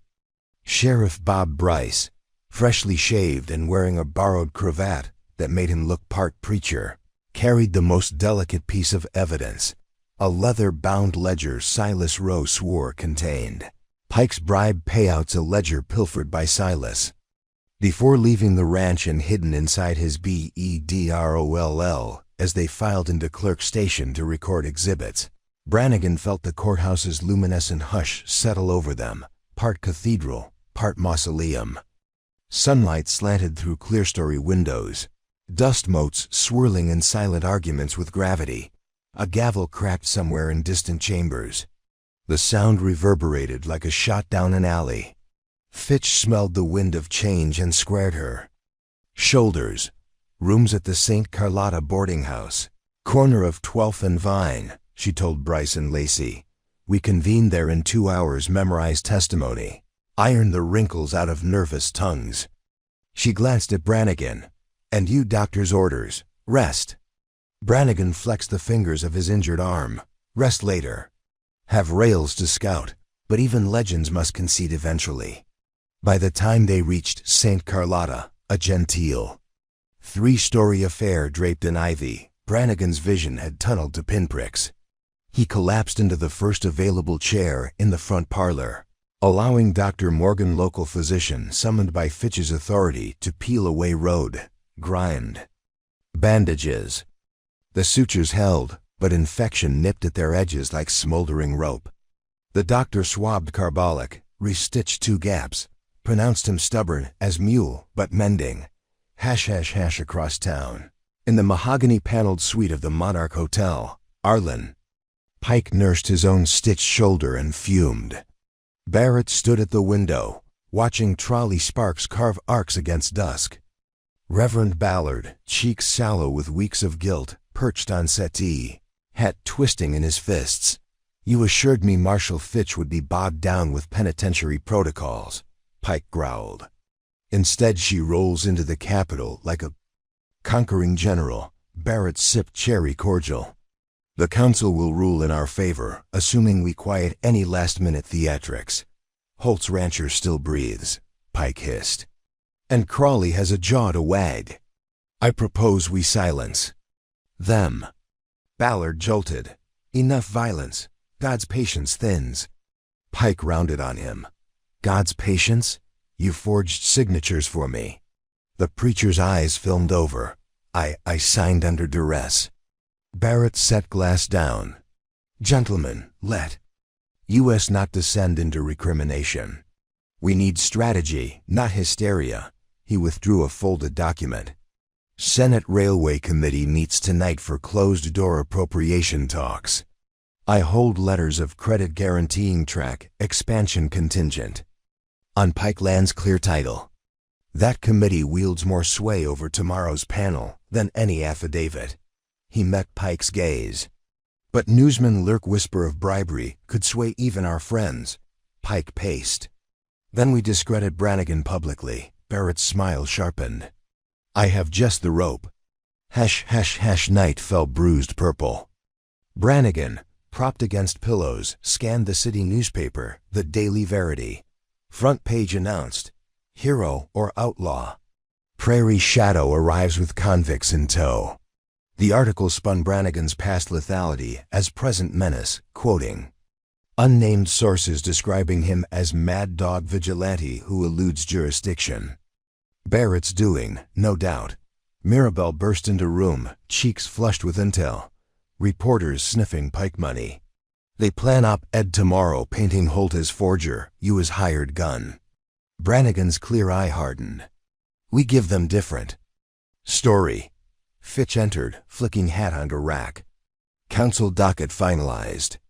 We speak first at dawn, Pike second. Barrett recuses self publicly but pulls strings backstage. We need spectacle righteous, undeniable. Brannigan rubbed rosary beads in pocket, the anchor Mercedes gave.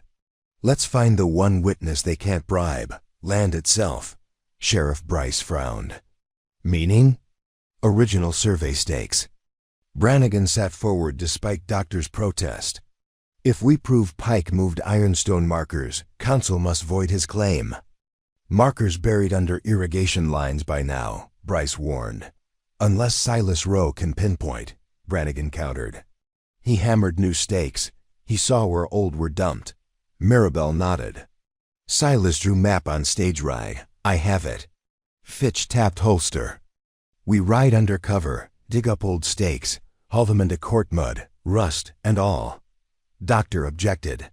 Brannigan silenced with raised hand. Truth is best antiseptic. Midnight. Saw them sneaking into Rail Depot's freight yard where crates, bound for Geological Museum, lay awaiting morning transport. Fitch bribed night guard with coffee and kindness. They borrowed handcart and shovels. Silas, hidden beneath hood, guided them along moonlit track out of city, then across scrubland, to abandoned sluice where he'd seen Pike's men dump original ironstone markers. Coyotes yipped distant. Lanterns flicked. Brannigan's stitches pulled as he dug, but adrenaline numbed pain. Finally shovel rang on stone heavy, rectangular, rusted but stamped with territorial seal 1858. They unearthed 3 markers. Fitch's. Eyes gleamed, artifact enough to sink a fleet of lies. Murky clouds rolled overhead. Thunder muttered faint. They hurried markers onto handcart, turned toward city glow. Halfway back, silhouettes emerged between track stacks, 3 men with lantern and rifles blocking route. Pike's hired Pinkertons. Evening marshal, leader drawled. Freight yard's private property. Fitch rested hand on revolver. So's assault. Pinkertons raised rifles. Brannigan felt heat flush. He stepped forward, staff in left hand. We carry federal evidence. Leader smirked. Evidence tends to derail. He shouldered rifle. Brannigan's clear eye met Fitch's. She nodded minutely. In that instant wind gusted, lanterns guttered. Brannigan struck first staff arcing to crack rifle barrel aside. Shot fired, missed. Mirabelle fired double barrel into dirt at feet of second thug, sending him scrambling. Fitch drew, pistol whipped leader across temple. Remaining Pinkerton fled into dark. They left men hog-tied to track, lantern nearby so patrol would find. Then they pushed cart at breakneck clip. Dawn-painted courthouse pillars rose gold. City buzzed anticipation. Newspapers promised fireworks. Inside main hall, council of 5 justices assembled behind carved dais. Barrett absent officially recused, yet his clerk sat whispering to council chief. Spectators packed galleries, rail tycoons, farmers, reporters, ladies with opera glasses. Front row, Serafina Holt, baby swaddled, Emma beside her, having boarded. Night mail coach after doctor cleared travel. Her arrival sent bolt of courage through Brannigan's chest. Marshal Fitch opened proceedings, presented chain of custody for prisoners, Crawley's confession, ledger of bribes, affidavits. She then signaled deputies who wheeled in cart draped in canvas. Gasps as she unveiled ironstone markers, each stamped seal matching land office ledgers. But at the exact moment, Barrett's clerk stood, presenting a telegram from Senate Railway. Committee recommending Council prioritize infrastructure advancement and treat agricultural disputes as secondary. Subtext thundered like troop march. Council chief cleared throat. We must weigh evidence against economic interests. Brannigan approached lectern, leaning lightly on staff. Murmurs rippled. His voice rolled low but clear. He spoke of rope and cottonwood, of a child born beneath threat, of property lines drawn not by ink but sweat. He held up rusted marker. This stone weighed 28 pounds when hammered into earth by surveyor Horace Balcombe in 1858, 2 years before any rail reached Terrapin County. It bears witness mute but unyielding to the truth that land records may be forged, but stone remembers. Reporters scribbled. Council shifted. Brannigan continued. Arlen Pike moved these stones as he moved the lines of decency. He tied a pregnant woman as warning. He bribed a judge to quiet dissent. He hired guns to silence evidence. He gestured to crawling baby cooing on Seraphine's lap. But storms cannot uproot roots this deep. Silence followed the kind that gathers. Inertia. Council members exchanged glances. Chief Justice spoke. Counsel for Pike may rebut. Pike's attorney rose, sweat beading. He argued markers could be planted, that Brannigan's violent history tainted testimony.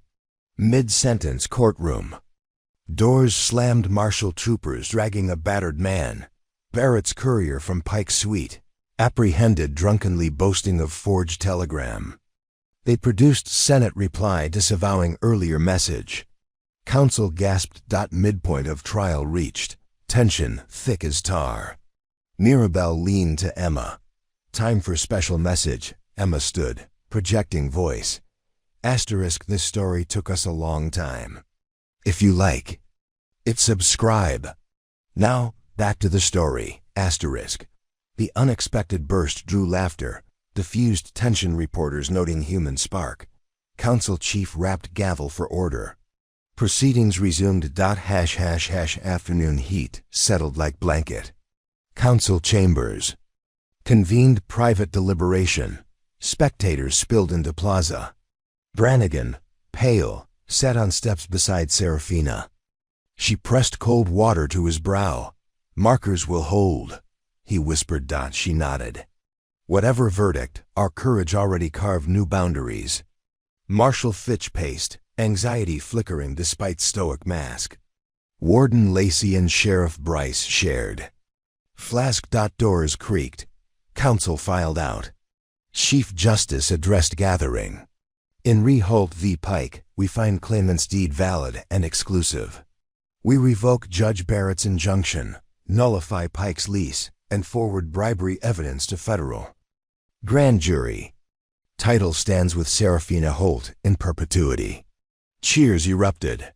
Emma hugged Mirabelle. Serafina wept silent relief. Brannigan exhaled long shudder, but Chief wasn't finished. Further, by unanimous vote we censure District Judge Malcolm Barrett. Issue warrant for arrest on corruption charges. Reporters howled, scribbling. Fitch's grin could split stone. Let's go catch ourselves a fleeing magpie. She sprinted to assemble posse. Hashish night draped Santa Verity with carnival light celebrations spilled from saloons, fiddles wailing triumph tunes. Brannigan and Serafina stood on balcony overlooking plaza, baby asleep and sling between them. She rested head on his chest, careful of wound. Land's ours, she breathed. But what of you?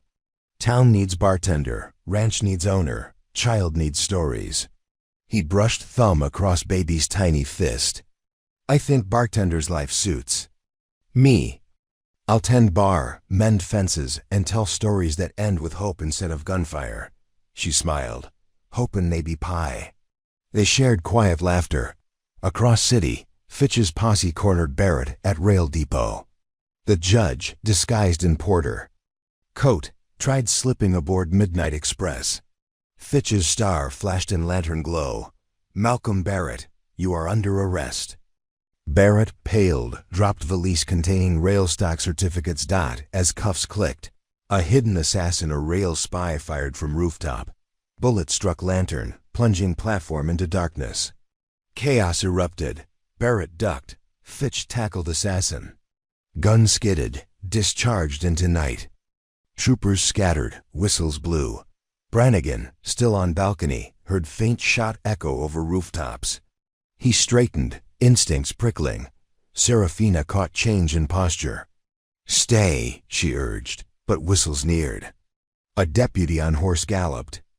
Under balcony, Marshal shot, need medical aid. Brannigan pressed kiss to Seraphine's forehead. I'll return. He grabbed staff and revolver, pain forgotten. At depot. Lantern's relief revealed Fitch bleeding from shoulder where glass shards cut deep. Assassin subdued, but Barrett vanished in confusion, possibly aboard train rolling out of station. Fitch grimaced. He's fleeing north, next stop, Iron Gulch Junction. If he crosses territory line, extradition snarls. Need rider to catch locomotive. Brannigan swung onto spare horse, ignoring fresh stitches. Mirabelle leapt onto another. They chased steel serpent pounding rails, sparks flying. Lightning flickered, storm reborn. Onboard train, Barrett shuffled through sleepers, desperate for disguise. He bribed conductor, slipped into baggage car, planned to disembark at remote water tower. Outside, Brannigan urged horse parallel to track, wheels clacking thunder. Approaching narrow trestle over canyon, train slowed for grade. Brannigan gauged distance, heart drumming old war rhythm. He spurred, leapt, catching ladder rung on last boxcar. Mirabelle stayed on horse, racing ahead to block line at upcoming junction switch. Wind whipped Brannigan's coat as he climbed roof, stars swirling overhead. Pain pulsed but adrenaline smothered. He crossed car roofs toward baggage section, boots skidding on cinders. Barrett, inside, rummaged for porter uniform. Hearing thump above, he drew small derringer. Lid of hatch flung open, Brannigan dropped, staff first. Barrett fired. Bullet grazed Brannigan's arm. Staff cracked judge's gun hand, weapon flew. Barrett punched wildly. Brannigan blocked, elbowed. Judge crashed into crates. The lease burst, stock certificates swirling like snow. Train whistle shrieked, Iron Gulch Junction, lights ahead. Mirabelle already at switch lever, lantern signaling engineer to cut steam. Brannigan cuffed Barrett with spare irons. He hauled him to door, dragged onto platform as train hissed to stop. Troopers arrived minutes later on handcar. Fitch with shoulder bandage. Dawn bled pale over Iron Gulch when Brannigan finally dismounted, body screaming. Barrett loaded into Marshal wagon. Mirabelle clapped Brannigan's back and winced as he almost toppled. Troopers lent support. You keep playing hero. Shadow, Fitch said, voice softer. Keep this up and legends'll kill you. Legends never die, Brannigan answered. They just retire to pour whiskey. He looked at sunrise, thought of cabin cottonwoods, of Seraphine's smile. Home awaited, but so did miles of track. And press hungry for headlines. Back in Santa Verity, newsboys would soon shout story of judge, captured on moving train by half-blind rancher. The rails would carry tale to every station, that stones remember, that courage outlives corruption, that a man tied to his past can still carve new futures. Yet Brannigan knew restful sunsets still lay distant. Pike's allies in railboard would mount appeals, newspapers would question martial tactics, and darker forces profit from chaos. As he mounted horse for return ride, storm clouds gathered again on horizon, promise of another test. He smiled despite pain. Storms, after all. Water the roots. Asterisk cliffhanger. Barrett may be shackled, but rail barons plan a counterstrike spooling across state lines, and Brannigan must escort evidence through a gauntlet of treachery on the very train tracks that built their power. Asterisk. Steam exhaled from the locomotive's nostrils like a mythic bull roused from uneasy slumber, fogging the ink-black pradon that pooled in the railway ravine below. Iron Gulch. Lanterns bobbed around the armored evidence car as Marshal Fitch's. Troopers loaded crates bearing Territorial SEALs affidavits. The bribe ledger, rust-scarred boundary stone salvaged from Pikes Creek. And now Judge Barrett's manacled form shackled to a bench in the corner. Heavy padlocks clicked, chains rasped. Every metallic sound felt amplified by the hush that precedes a long haul into uncertain country. Ezekiel Brannigan stood on the siding plank, shoulder once more bound but eyes sharp, studying the special train the Marshal Service had commandeered. 6 cars in all-engine, tender, armored evidence coach, troop sleeper, medical caboose, and a final baggage car, retrofitted as holding cell for Barrett. Painted across the flanks of each, United States Marshal Service in stark white letters. Yet the crisp stencil offered little comfort. Rails were Empire's arteries, and empires guarded their lifeblood with teeth. Mirabel Lopez emerged from the troop car, collar up against the biting mountain air. Telegraph from Santa Verity. She handed Brannigan a folded slip. Railboard filed injunction to seize. Evidence private security contracted to intercept. Routes compromised. Advise extreme caution. Brannigan exhaled slow. They'll try at canyons or bridges, places where track grants no escape path. Marshal Fitch strode up, fresh bandage dark against her duster, but posture as unflinching as steel rail. We depart in 10. Sheriff Bryce rides with the stone markers. Warden Lacey and I guard Barrett. You and Deputy Lopez watch roof and couplings eyes for saboteurs. Thunder muttered far off. Brannigan lifted gaze to bruised sky. Storm rolls. East behind us. Let it come, Fitch said. It'll wash tracks of blood if need be. 200 miles east. In a smoke-fogged boardroom of the Continental Rail Consortium, 5 men studied a map pricked with ruby pins. At its center, the planned route of the Marshall Express. Above it hovered a silence thicker than cigar haze. The consignment carries ledgers that concede indictments into our Senate garden, hissed Chairman Halvorsen, knuckles glowing white. We're fist-pressed oak. Delay that train 24 hours, and we secure the committee votes. Our associate in New York will push dismissal papers by then. A watery-eyed man in dove-gray waistcoat, Mr. Voss, security chief, cleared throat. Private detachments already control the pass at Devil's Cradle. Dynamite charges set for remote detonation. If marshals refuse bribe, we sever rails force transfer to stage route. We supervise. Halvorsen drummed fingers. Collateral. Casualties. Minimal if engineer heeds warning torpedoes, Voss lied. His mind tallied acceptable losses the same way accountants tally debits. The Marshall Express hissed out of Iron Gulch. Steel wheels singing high over joint bars, sparks reprimanding the pre-dawn gloom. Inside the evidence car, Barrett shifted chains, eyes dull but calculating. Sheriff Bryce sat opposite. Thumb-tracing rosary Mercedes had lent Brannigan, both men drawing borrowed faith from beads. Barrett smiled thinly. You understand, Sheriff. That rail courts outrank county charades. My colleagues will overturn this folly. Your name will decorate the footnotes of my memoir, nothing more. Bryce wiped sweat from brow, not from fear but the furnace heat radiating off Barrett's hubris. I once fixed telegraph wire that buzzed so loud it charred the pole. You know what caused the burn? Too much current forced down a line too small. Pride runs the same wire, Judge. Overload's coming. Barrett's retort died under guard's glare. Dawn. crawled overhead by the time the train snaked through the Red Hawk, a rouge labyrinth of ruddy sandstone cut by centuries of flash. Floods. Brannigan climbed the ladder to roof walk, Mirabelle following with spyglass. Below, track hugged canyon wall so tight, the train screamed at each curve. Any sighting before Devil's Cradle? Brannigan asked. Mirabelle shook her head. None for 30 miles.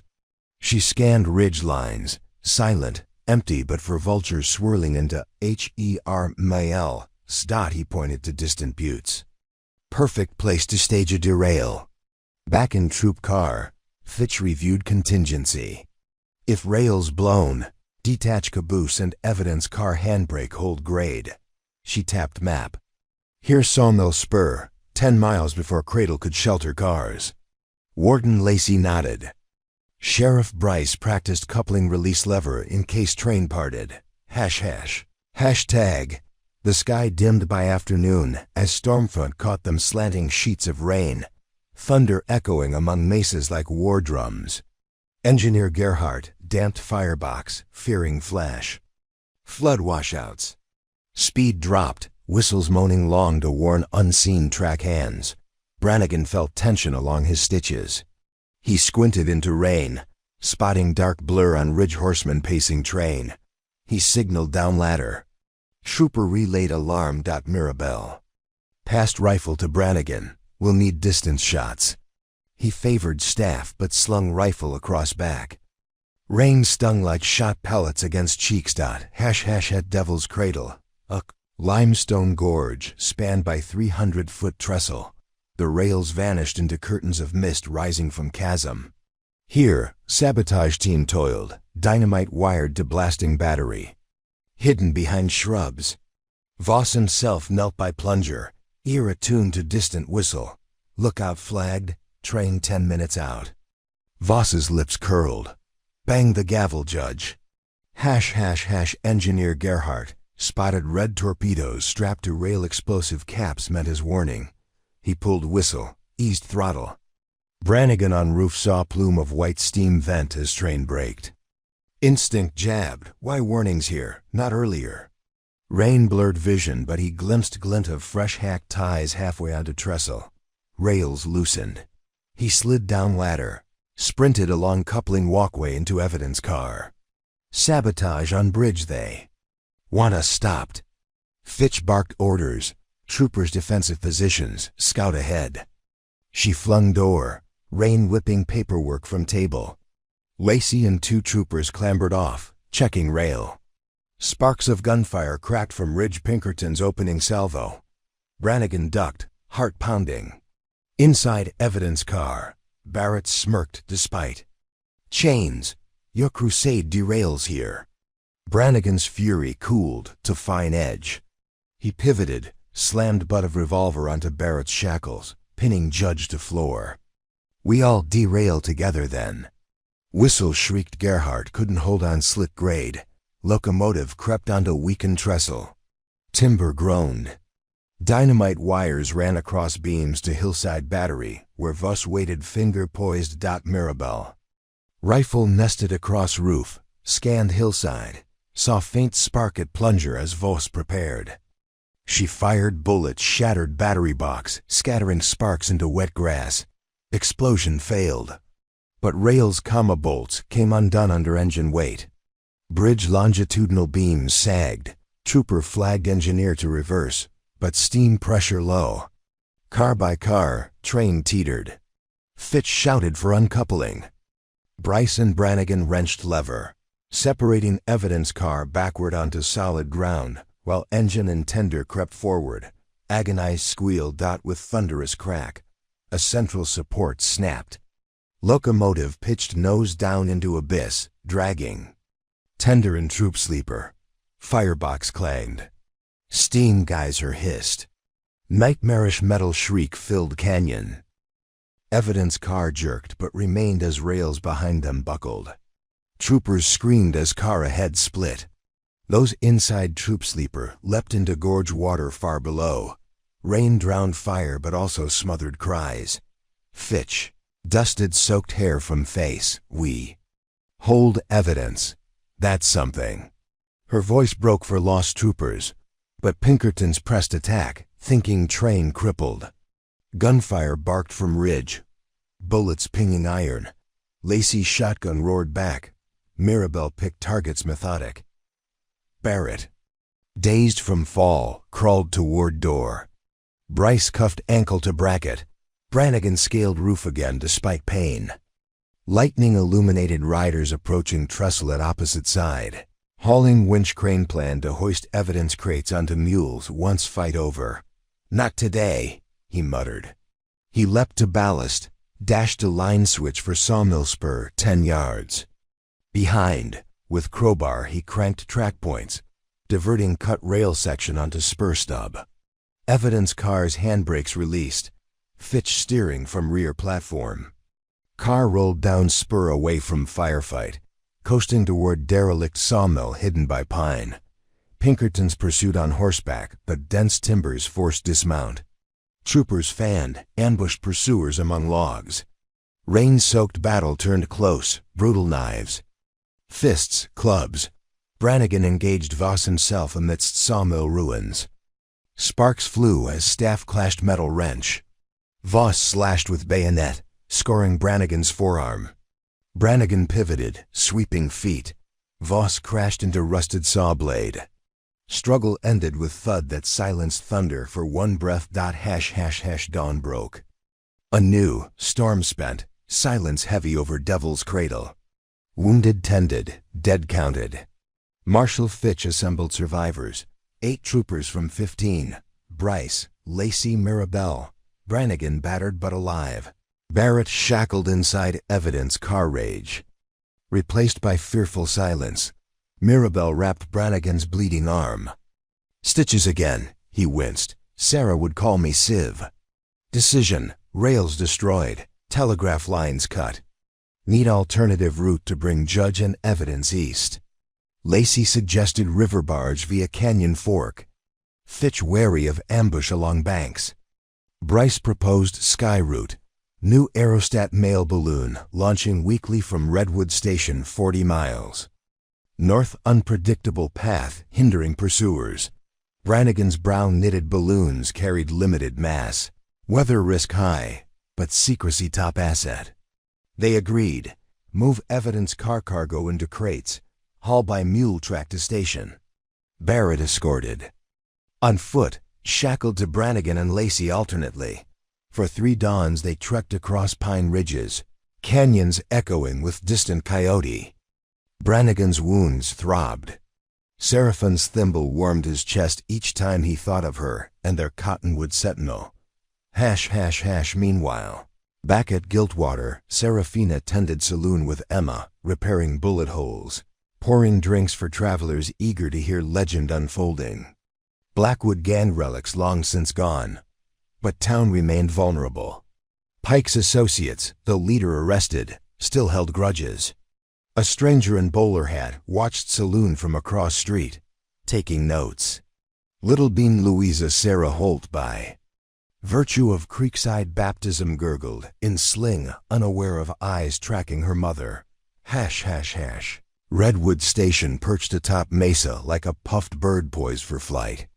Its hydrogen aerostat, the outlook bobbed tethered, cream envelope reflecting midday sun.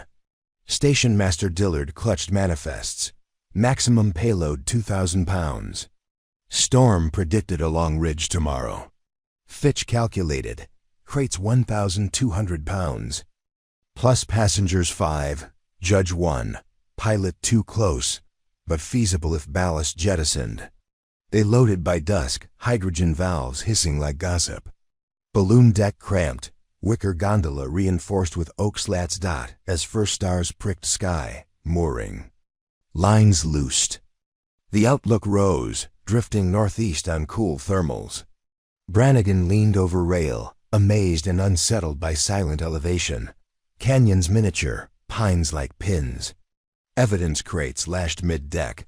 Barrett shackled to stanchion, muttering prayers. Wind freshened. Pilot masters trimmed fins.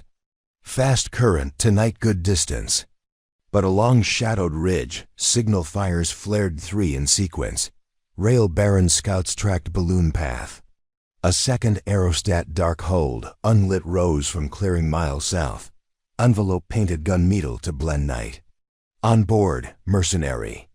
Crew armed with rifles and grappling hooks pursued silent hunters. Within gondola.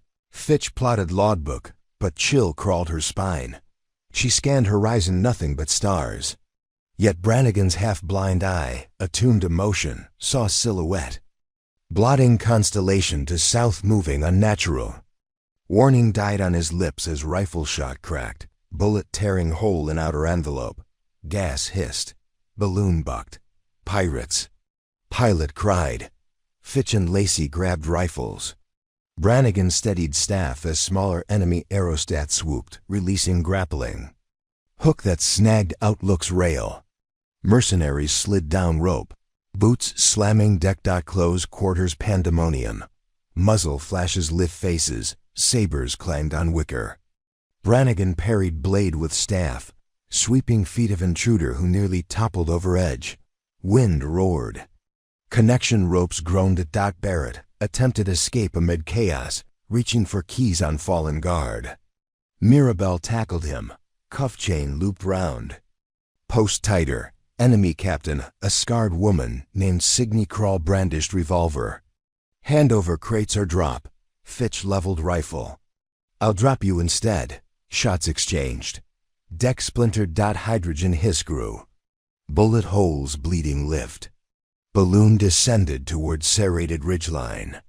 Pilot signaled emergency vent adjustments. But altitude fell fast. Brannigan seized crate of markers, lashed a parachute harness used for mail drops. Markers must survive. Lacey nodded, whistled to trooper.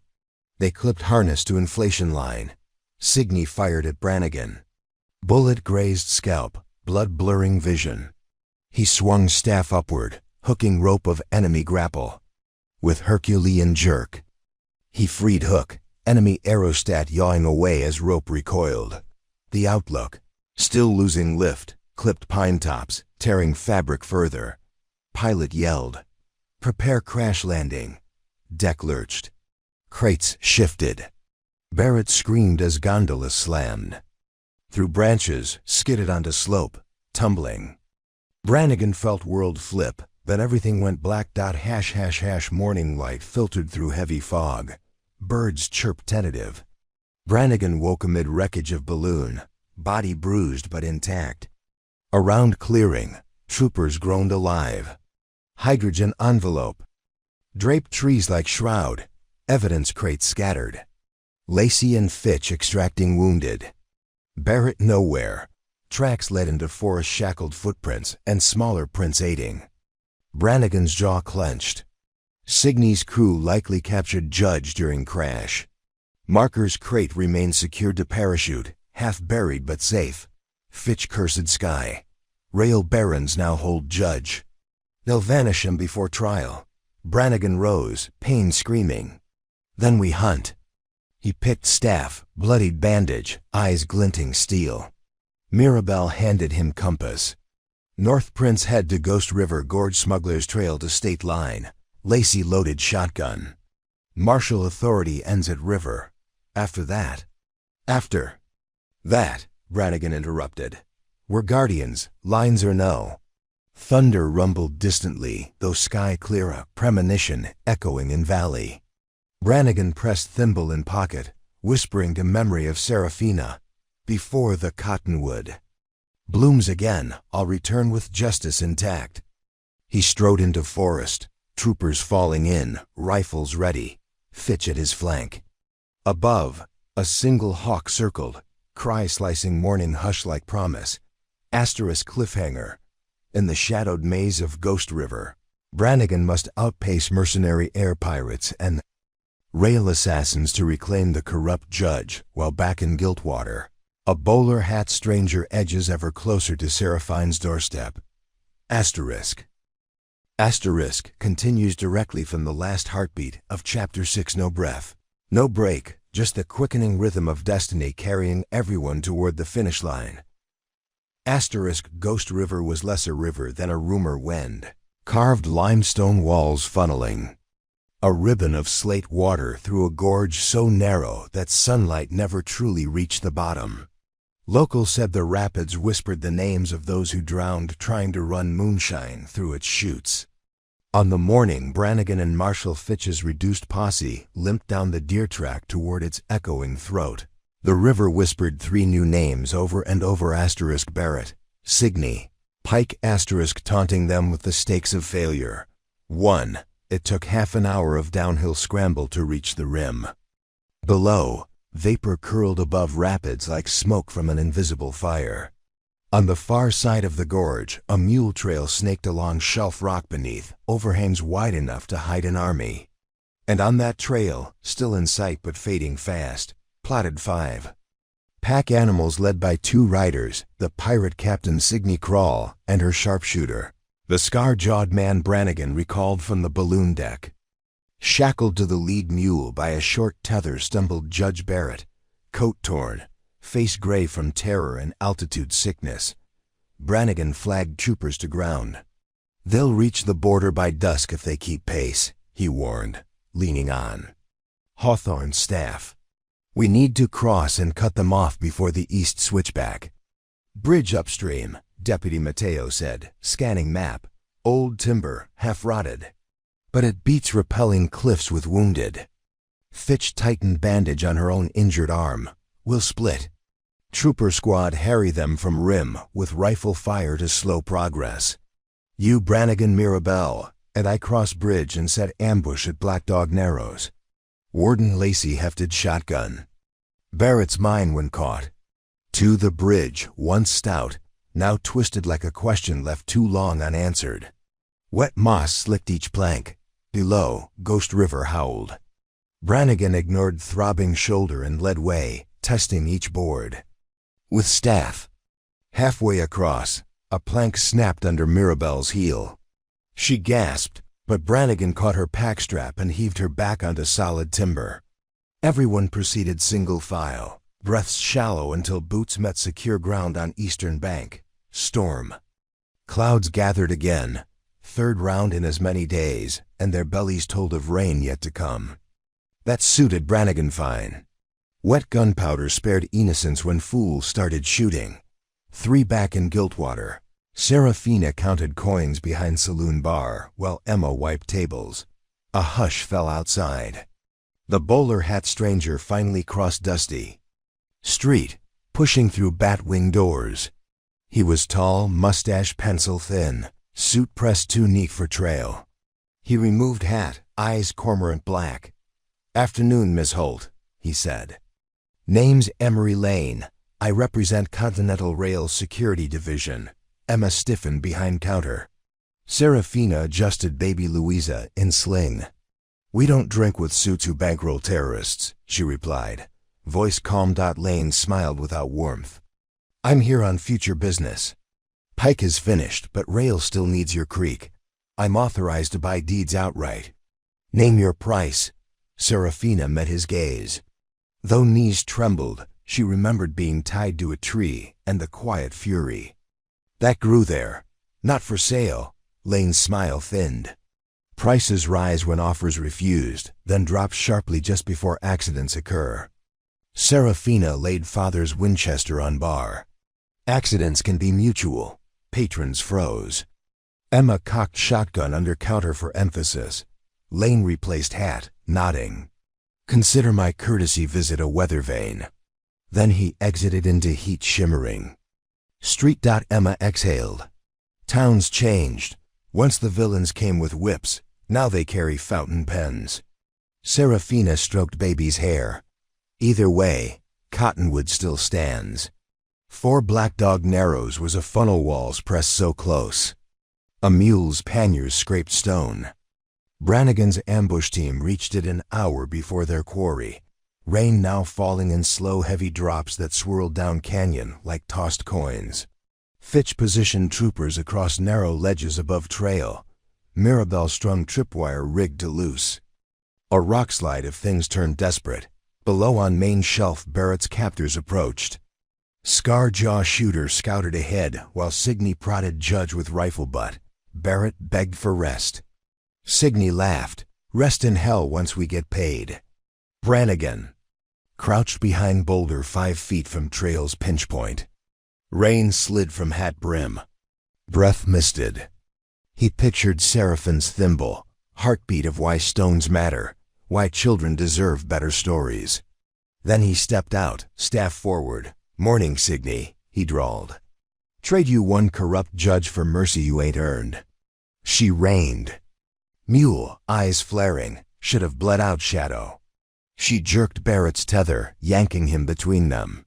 Move and he stops moving forever. Fitch eased from opposite side, pistol leveled. Drop rifle. Walk away. Scarjaw aimed carbine at Fitch. Standoff tightened. Rain hammered harder, thunder rolling dot in that pause. Barrett saw lightning flash across Brannigan's staff, a memory maybe of Cottonwood legend, and panic tripped his reason. He lunged, pulling Signey off balance. Carbine cracked, bullet ricocheted. Fitch fired, winning Scarjaw's shoulder. Tripwires snapped under Signey's mule. Rocks cascaded, blocking rear escape. Barrett scrambled toward Brannigan, chains clanking. Signey cursed, kicked free, raising rifle, but Brannigan's staff met barrel, knocking aim upward. Shock blasted sky. Fitch tackled Signey. They rolled in muck. Mirabelle disarmed Scarjaw. Brannigan grabbed Barrett, yanking him clear as boulders settled. Troopers swarmed. 30 seconds later, silence returned, broken only by Barrett's ragged sobs. Fitch cuffed pirates. Lacey Reed warrant. Rain eased to drizzle. 5 with path sealed by rockslide. They rerouted east along Mesa, eventually reaching Eagle Station Telegraph Tower, where Army Signal Corps' garrison awaited. Colonel Rashid, recognizing martial authority, offered secure. Rail flat under cavalry escort to Capitol. Evidence crates loaded. Barrett placed in iron cage with 2 guards. Brannigan declined seat on carriage. He rode ahead, needing open air. Every hoof fall a mile closer to Cottonwood. Along route telegraph wires hummed with news. Barrett to face grand jury. Continental Rail directors subpoenaed. Pinkerton casualties at Trestle put Congress on edge. Stocks wobble. Public opinion shifting, a tide unstoppable once cresting. 6, when Brannigan finally rode into Giltwater again. Dusk-painted Main Street honey, orange. Children chase stray dog. Smell of peach cobbler drifted from Emma's oven. Serafina waited on saloon porch, baby balanced on hip. Cottonwood leaves rustled applause. He dismounted stiffly, wounds aching but heart steadier than ever. She met him halfway, tears mixing with laughter. "I heard you flew," she teased. Briefly, he winced. "Prefer ground from now on." She placed baby in his good arm. Louisa gurgled, tiny hand grasping coat. Brannigan felt world right itself. Across street, Bowler Hat Lane emerged again, witnessing reunion. Any threat on his tongue died against the tableau townsfolk mixing with troopers. Apache artisan gifting carved feather to baby. Emma banging triangle heralding free cider. Lane tipped hat and retreated. Deals best made in darkness scuttled. Under light, 7 week later Territory Court convened once more, this time in Giltwater. Town dancing on cusp of renaissance. Barrett pled guilty. Pike, tried separately, received 20 years. Crawley testified, earning reduced term and new purpose teaching literacy in prison school.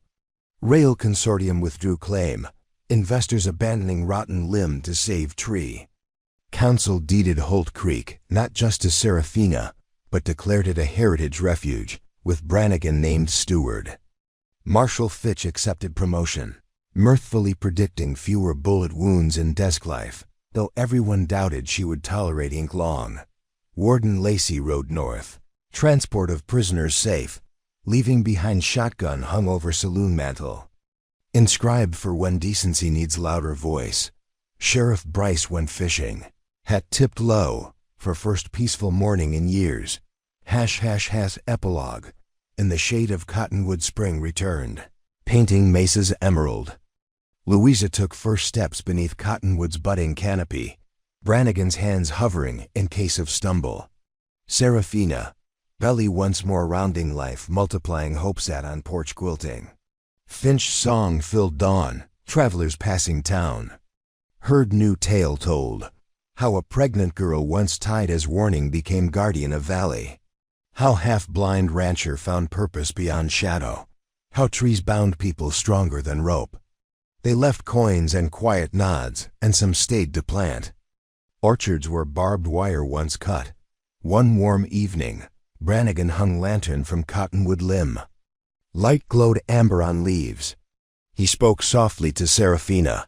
Your father believed land keeps memory. I carved new marker today, set it by creek. Reeds, courage grew here. She touched his scarred hand, and keeps growing. In distance, train whistle sounded not menace now, but melody of connection. Rails had brought greed, yes, but also justice when steered by steady hands. Brannigan lifted Louisa onto shoulders. Child squealed as bats swooped after dusk insects. Fireflies blinked. For first time in a long while, Brannigan believed legend could rest. His revolver hung polished but idle above bar. Hawthorne's staff leaned by doorframe, used mostly to knock. Mud from boots. But Cottonwood still sighed, ready to lend wooden spine should cruelty ever ride wind again. 2 more great stories are next. Don't miss them. Subscribe and turn on notifications.